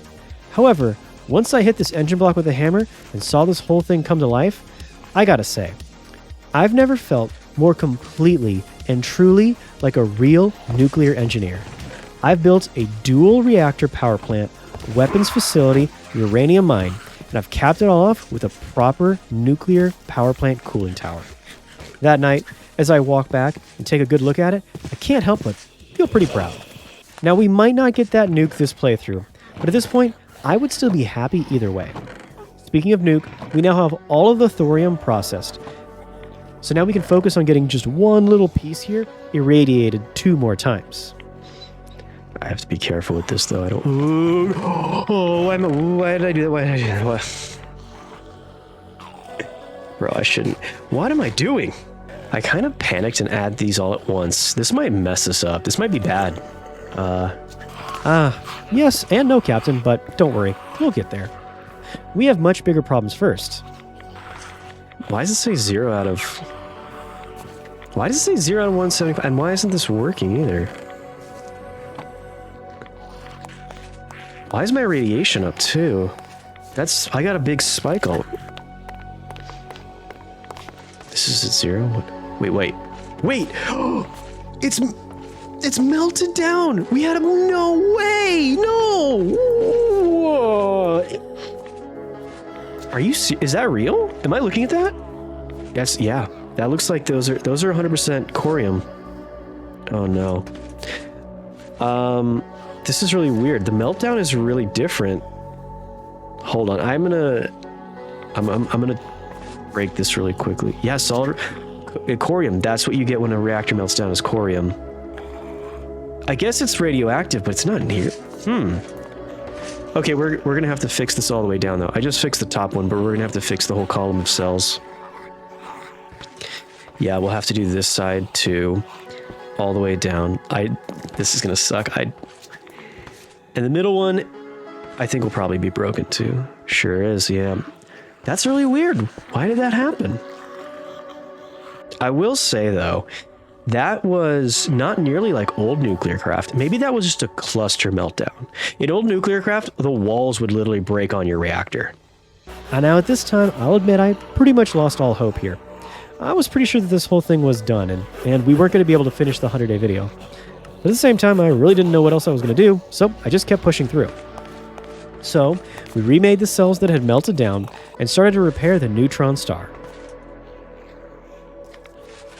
Okay, so I gotta be careful, because talk about don't mine straight down. Right. Okay. That was actually pretty smooth. I have one more here. Oh, no. Oh, it's like a magma block, dude. And then we had to do the exact same thing on the other side, too. Bro, this is so anxiety. One more time. Okay, that's not that bad. I don't need these toes anymore anyway, right, guys? Oh, it turned on again. What? Why would it? Why? And it's only it's only partially activated. What is going on? Okay, I know the middle one. Yeah, so we have to take this out and replace this. Yeah, that's weird. I think that might have been our very first cluster meltdown, because that wasn't a full-on meltdown. Okay, this is gonna sound... Don't think that I enjoy... I do not build reactors with the intention of breaking them, okay? That's not what I'm saying. However, just saying, the old, like, full-blown meltdowns in Nuclearcraft are kind of cool, right? I mean, I'm not saying that we're gonna... I would never try to intentionally cause a Chernobyl. I would never do that. They're pretty cool, right? So, now we need to dispose of this little elephant's foot that we have. And look, nobody's living in here anymore, so this should be fine, right? We head all the way down as low as we can go to get to the obsidian level, and we start to dig underneath that. Then, we find a pocket underneath the obsidian and start to make the sarcophagus of lead. This will hold our highly radioactive corium. We have our 9 spots for our 8 cells that all melted, but there must have been an extra block that melted in there. Oh well, who knows? It's all buried away now. We seal it all off with a layer of lead on top, and we walk away. Unfortunately, that's not the end of the story. The reactor is still overheating. I quickly rush up to the top to see that the cells haven't started melting again. But the core problem hasn't been solved yet. The vent is still overfilling with steam, slowly raising the temperature of the entire reactor. This has been the same problem from way back when we first made this reactor. Not all the steam can be vented out at once, as a small amount of around 60 millibuckets keeps on backing up slowly. In fact, thinking about it now, this is probably what led to the meltdown. We pull out all the fuel, but at this point, all we can do is hope the last 8 pellets run out before the reactor melts again. This time, we get a break, and the fuel has been expired before we get another meltdown. However, now I know that this reactor is always going to be on the brink of melting down, right around the corner. So now I'm going to have to try to get rid of this bottleneck. The first way I try to solve this is by pumping in a lot of superlaminar. I try to hold all the steam in this tank to give the reactor an extra little bit of overflow. But 20 buckets, compared to thousands of buckets made in this reactor, it doesn't really make much of a difference. I try to make a few of these tanks to offset the steam, but yeah, this is being a little bit panicked and desperate here. It's not really the answer we need. I messed around with this for a while, but I mean, come on. Look at how pathetic this is. Look, sometimes I come up with genius solutions that even impress me in the moment. Sometimes I come up with whatever this is. Okay, new plan. Time to brute force the answer. Let's just throw money at this problem and try to make enough superlaminar to run all the way to the turbine without any weird tank setup kind of things. It's super expensive, but we've been working pretty hard here and we do get a bit. Now, because of all of this, we have been set back quite a little bit here. All this tank mania and yeah, the meltdown didn't help either. However, even with all this going on, we're still making some progress on the bismuth. That night, I get a look at one of these tanks, see it like spazzing out here, and yeah, you know what? We're done with this. We cut them out and start to make a few more pieces of super laminar. Yes, they are super expensive, but it's truly bulletproof. Or at least that's what I had thought. Because I see that the steam is still backing up and another meltdown could still happen. This will get us another meltdown again. Another at least partial meltdown. I now check to see that the turbine inlet isn't the problem either. It can still take a ton more steam, and the laminar, well, it simply can't be the problem. So now I'm still trying to think of what could possibly be wrong. Sadly, this whole mess has really robbed us of precious time, and now we only have a few days left until we need to head to the hive. And I can't work on this right now. I just need to focus on some better stuff to fight the parasites. The chemical thrower was a beast, I still love that thing, but let's try to do something a little bit different for this video. Let's make the railgun. The railgun uses magnets and flux to fire metal rods, and it's kind of like a mixture between a rocket launcher and a 50 cal. It's not too expensive or too complex. It just takes some electrum, which is gold and silver smelted together.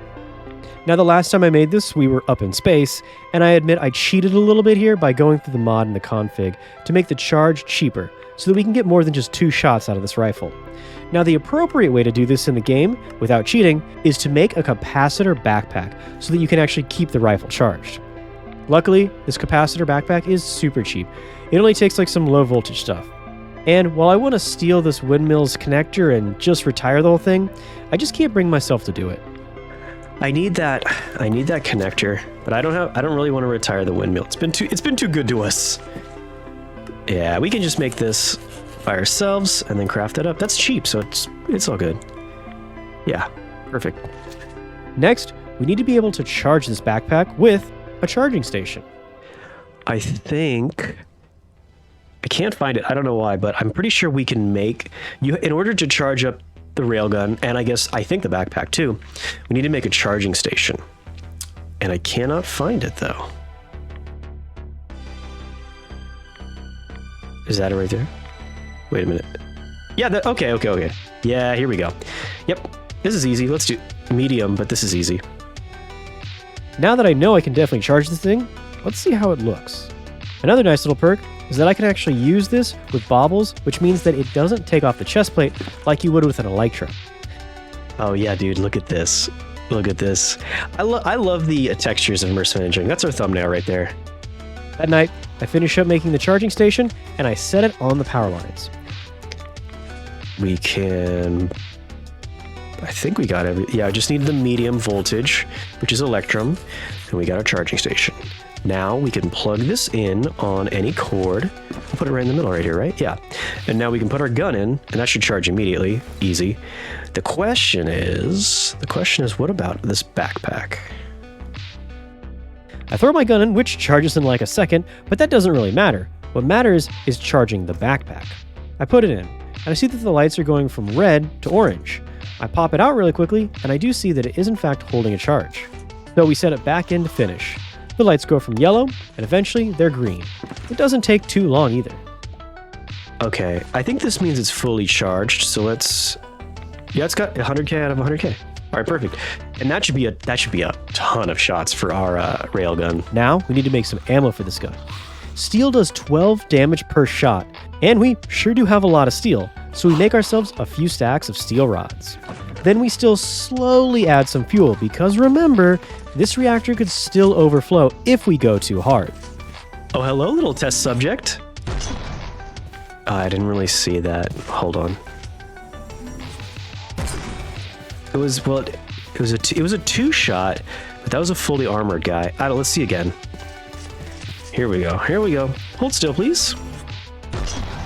Does that say 18? And 2. Yeah, I think that's 18 damage. That's going to be pretty good. That's going to take big chunks out of Parasite. Look at this, dude. This is unbelievable. I love this thing. Dude, we've got our charged up gun, our beautiful base with our cooling tower, our uranium mine. Bro, look at this. I love this. Every time I walk up and see this, I'm so proud of this. Even if we don't get the bomb, this is honestly, I'm just happy we got this build. Let me do this really quickly. Let me take some of the... Wow, 10 rads, dude. That's insane. So this is the next level, which is good, but look at that. Wow, we gotta hurry up a little. Okay. Oh my god. No. It doesn't. Yeah. Oh my god. Oh man. That gives us one piece of 233. Bro, I almost. And I'm still look at that. I still have 3 mils. And we need what? 8? I think we still need 8 233. Maybe we can make a 235 bomb instead. Yeah, because the 230 that'd be kind of anticlimactic though. So like I had kind of already known, I'm gonna have to make bismuth out of 233. Then I run that through the anvil one last time. We set that in the hastener, and pretty quickly we add this back to the anvil again. Okay, so we need to run through 1 bismuth for sure to make the polonium for the core of the nuke. The only trick here is we have to make sure we run this as little as possible so it doesn't overheat, but as much as possible so we actually get it finished. Yeah, this is really dangerous. 350 millirads, dude. That is so... And it irradiates me. All for 1 little piece, dude. This is insane. I don't know, bro. We might have to make some kind of protection because this is dangerous. All right, I'm just gonna get up in here and check. Oh, it's coming along. Check inside the reactor to see that the bismuth is coming along pretty quickly, actually. And by now, we have piles and piles of this uranium fuel. This is pretty good. Yeah, that's the thing is we have so much fuel, we can actually make it quicker than we're using it at this point. High voltage capacitors. I think I want to try to make these. These will make the railgun much more like usable. To make these new additional capacitors, I just have to try to get some high voltage stuff, like the wires, which basically just means we need steel and aluminum. Aluminum can kind of be hard to find in Immersive Engineering, but luckily we have some lying around. Now we need to craft at the workbench, but first, let's make this new capacitors. This might be good. Okay, let's go ahead and see how they work. The workbench is pretty easy. You just need a crafting table and some treated wood parts. Once we have it, we can throw it over here in the radioactive corner, no problem. Then we place the gun in, and we can add the capacitors right to it. It is kind of weird to know if this all worked. It doesn't make like an audio cue, but yeah, there are now extra capacitors in our railgun.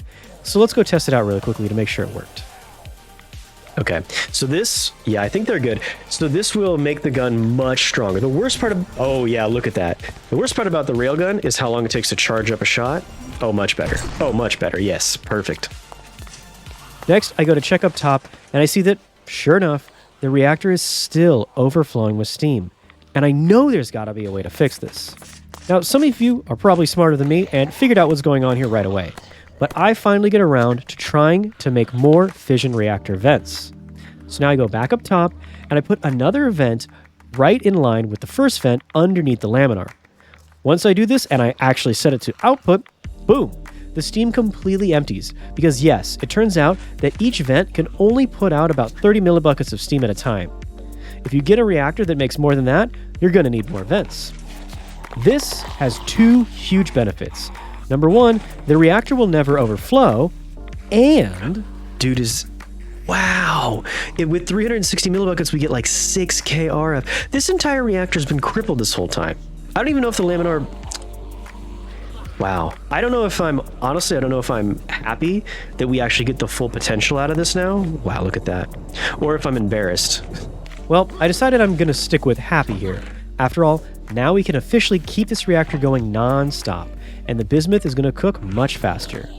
And of course, like a college student waiting at the microwave for his burrito, I just kind of stand here, look at it. And now I start to think to myself, we have all of this uranium and all of this power that's going to be produced much faster.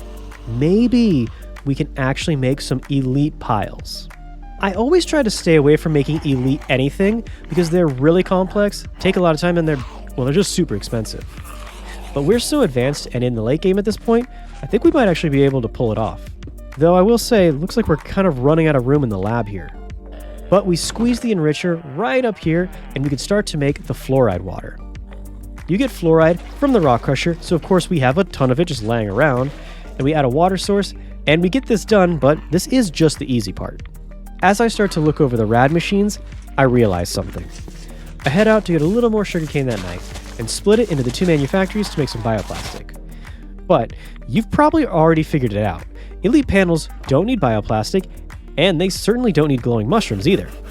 What I'm doing here is I'm actually making up the rest of the radaway so I can hurry and flush out all of the radaway making machines. Now in the melter, instead of sugar, we're going to add sulfur. We're going to use all of our speed upgrades to try to push everything through these machines and get as much radaway as we possibly can before we convert all of these machines over so that they can start to make calcium sulfate. Finally, we craft up an electrolyzer, and now we're going to have plenty of power to run it. Hook some water up to it, and soon we're going to be making a ton of oxygen in no time. That's good. And another thing that's going our way is now we have some polonium, the core of our nuke. All right, I'm gonna try to.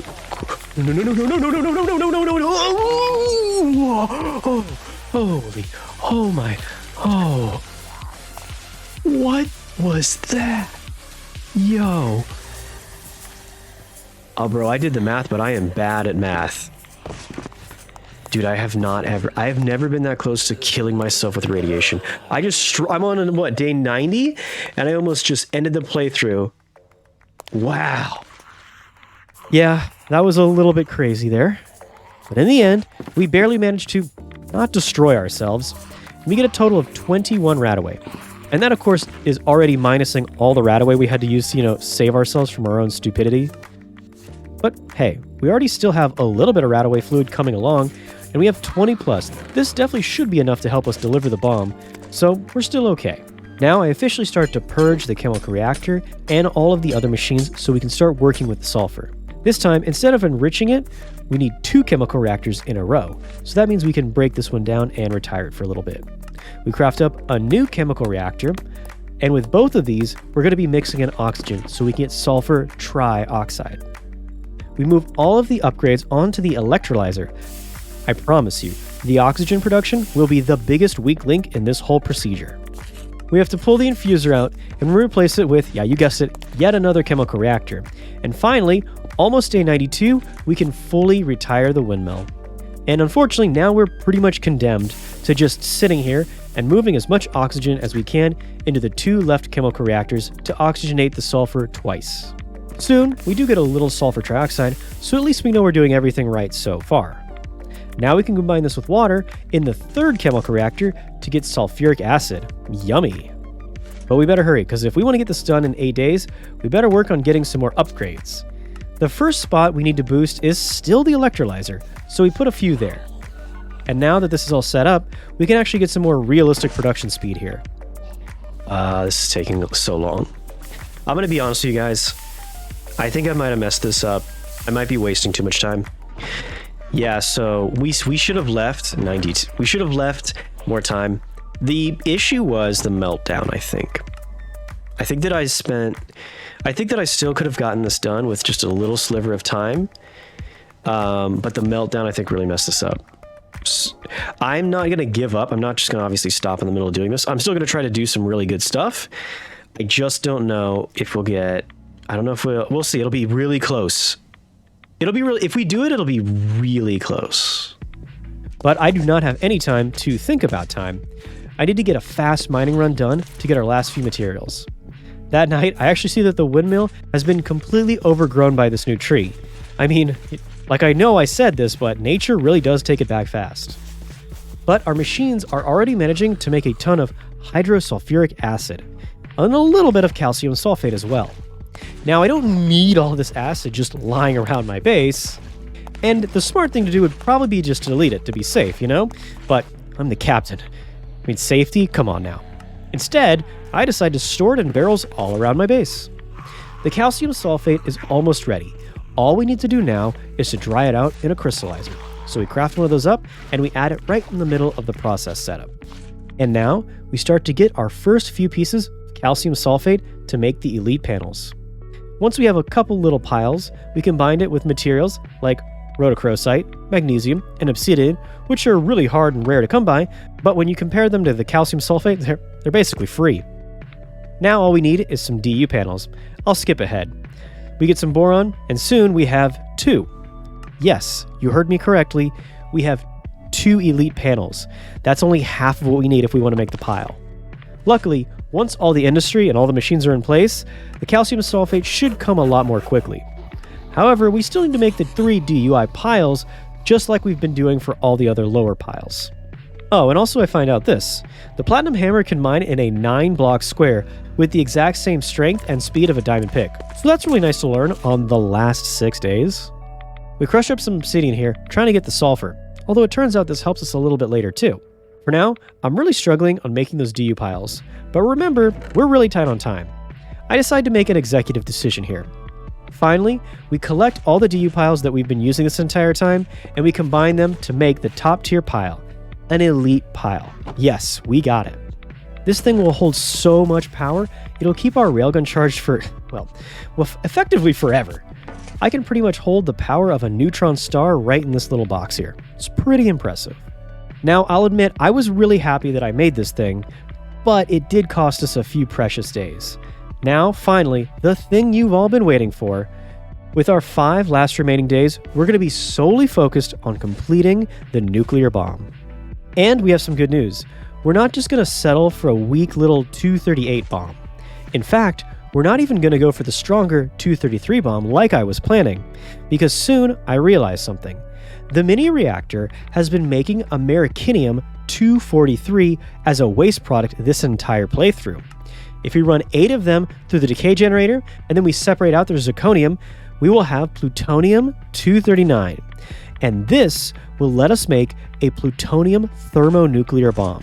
So, with a little extra excitement in our veins and a little extra half-life in our thyroids, we spend the rest of the night cleaning up all the nuclear waste to get it ready to be weaponized.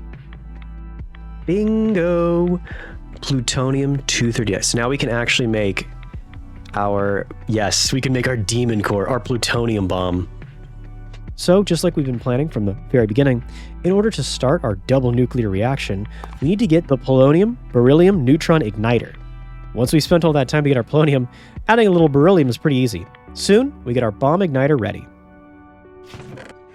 Oh, perfect. Okay. And then we got even 2 little stacks here. I think this stuff cooks faster than the protactinium, enriched protactinium.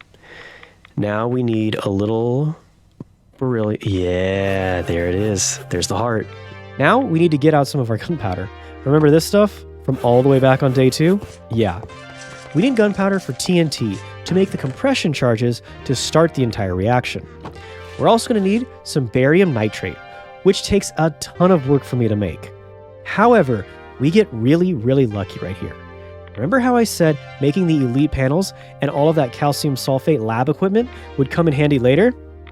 Well, as soon as I start to look into the recipe, I soon discover that making barium nitrate has the exact same assembly line as calcium sulfate with just a few different ingredients. And what's even better is that we can actually cut out the melter because we can have an infinite nitrogen source instead of melting anything down. All this takes is some beryllium and some advanced panels. Maybe expensive in the early game, but for us, it's free. Okay, let's see. We can make. I wonder if nitrogen comes out of an electrolyzer? No. Huh? You can make. Oh, it's like an infinite water source. You can make an infinite nitrogen source. In the meantime, we have enough clean plutonium to make the subcritical plutonium demon core. Ooh, lots of fun. Just don't make sure to be using any screwdrivers and tungsten carbide to experiment with it. We head out to grab some sand so we can craft up some more gunpowder. And on day 95, we can do a little bit of mining. We need to go out and get a little bit of redstone so that we can actually make the nitrogen collector. And then, when we head back home, we finally have some TNT. Okay, I hope this is going to be enough. And now we have to craft up the last machine so that we can actually start to make the compression charges. We take our nitrogen collector and we jump up and we just barely manage to add it to the back of the first chemical reactor. Now, just like the sulfur, we have to add oxygen to this nitrogen twice. Pretty soon we get some nitric oxygen and then some nitrogen dioxide, which, just like before, we have to combine with water in the third chemical reactor. Now we need to make some witherite water. to get witherite dust, you have to crush some obsidian. Again, I told you, this whole thing ends up working out. Okay, so I think we have, witherite, crushed witherite, which we got from making all that obsidian. So it turns out cooking up that obsidian from like day 10 was all worth it in the end. Now we can get all of that mixed up in the top enricher. Soon the nitric acid, more acid, is being combined with the witherite water. We're almost done here, and of course we have all the power in the world stored up in this beautiful elite pile. Now we need to flush out the last little bit of calcium sulfite to make room for the barium nitrate solution. And soon, after doing some fast bucket work, we get our first barium nitrate powder. And now we can add this to some molten TNT. Turns out we needed the melter after all. The good news is, we can use that old enricher, the one we were using to make Radaway, and now we can use it to combine the barium nitrate and the TNT. The very last thing we need to do now is to take this solution and solidify it. The crystallizer just won't do. Instead, we're going to need an ingot former. A simple machine that doesn't even take any power to run, and therefore we can place it over here off the power grid. We just need to connect some fluid pipes to it, and soon we have the liquid baritol being dried into highly explosive baritol packets. This seems like a good thing, right? Just a bit more oxygen, and we should be there, right? I mean, just a little bit more oxygen, and basically we have a nuclear bomb, right? I messed up. This is going to take a lot longer than I thought. This is just the beginning of what would fill my last few days of this playthrough. From now on, my life is just sitting here moving oxygen into the chemical reactors, waiting for the barium nitrate to be crystallized, then waiting some more. I even add a direct power line of hardened flux ducts right into the electrolyzer, hoping that would help.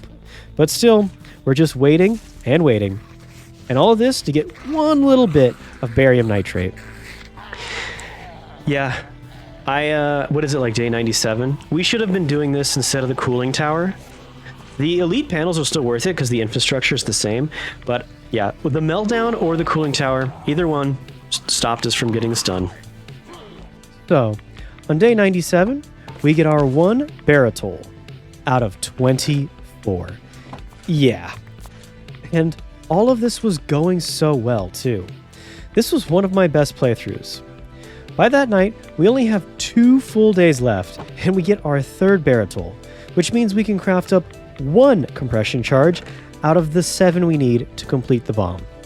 What's worse is I can't even stand here and just make baritol all day, as exciting as that sounds, because now we're running low on gunpowder. And sure, yes, we can make gunpowder pretty easily in this mod pack. It still means we have to go out and do some digging for resources. This time, it's not even the fun kind of digging. We just have to go out and get a ton of sand for niter.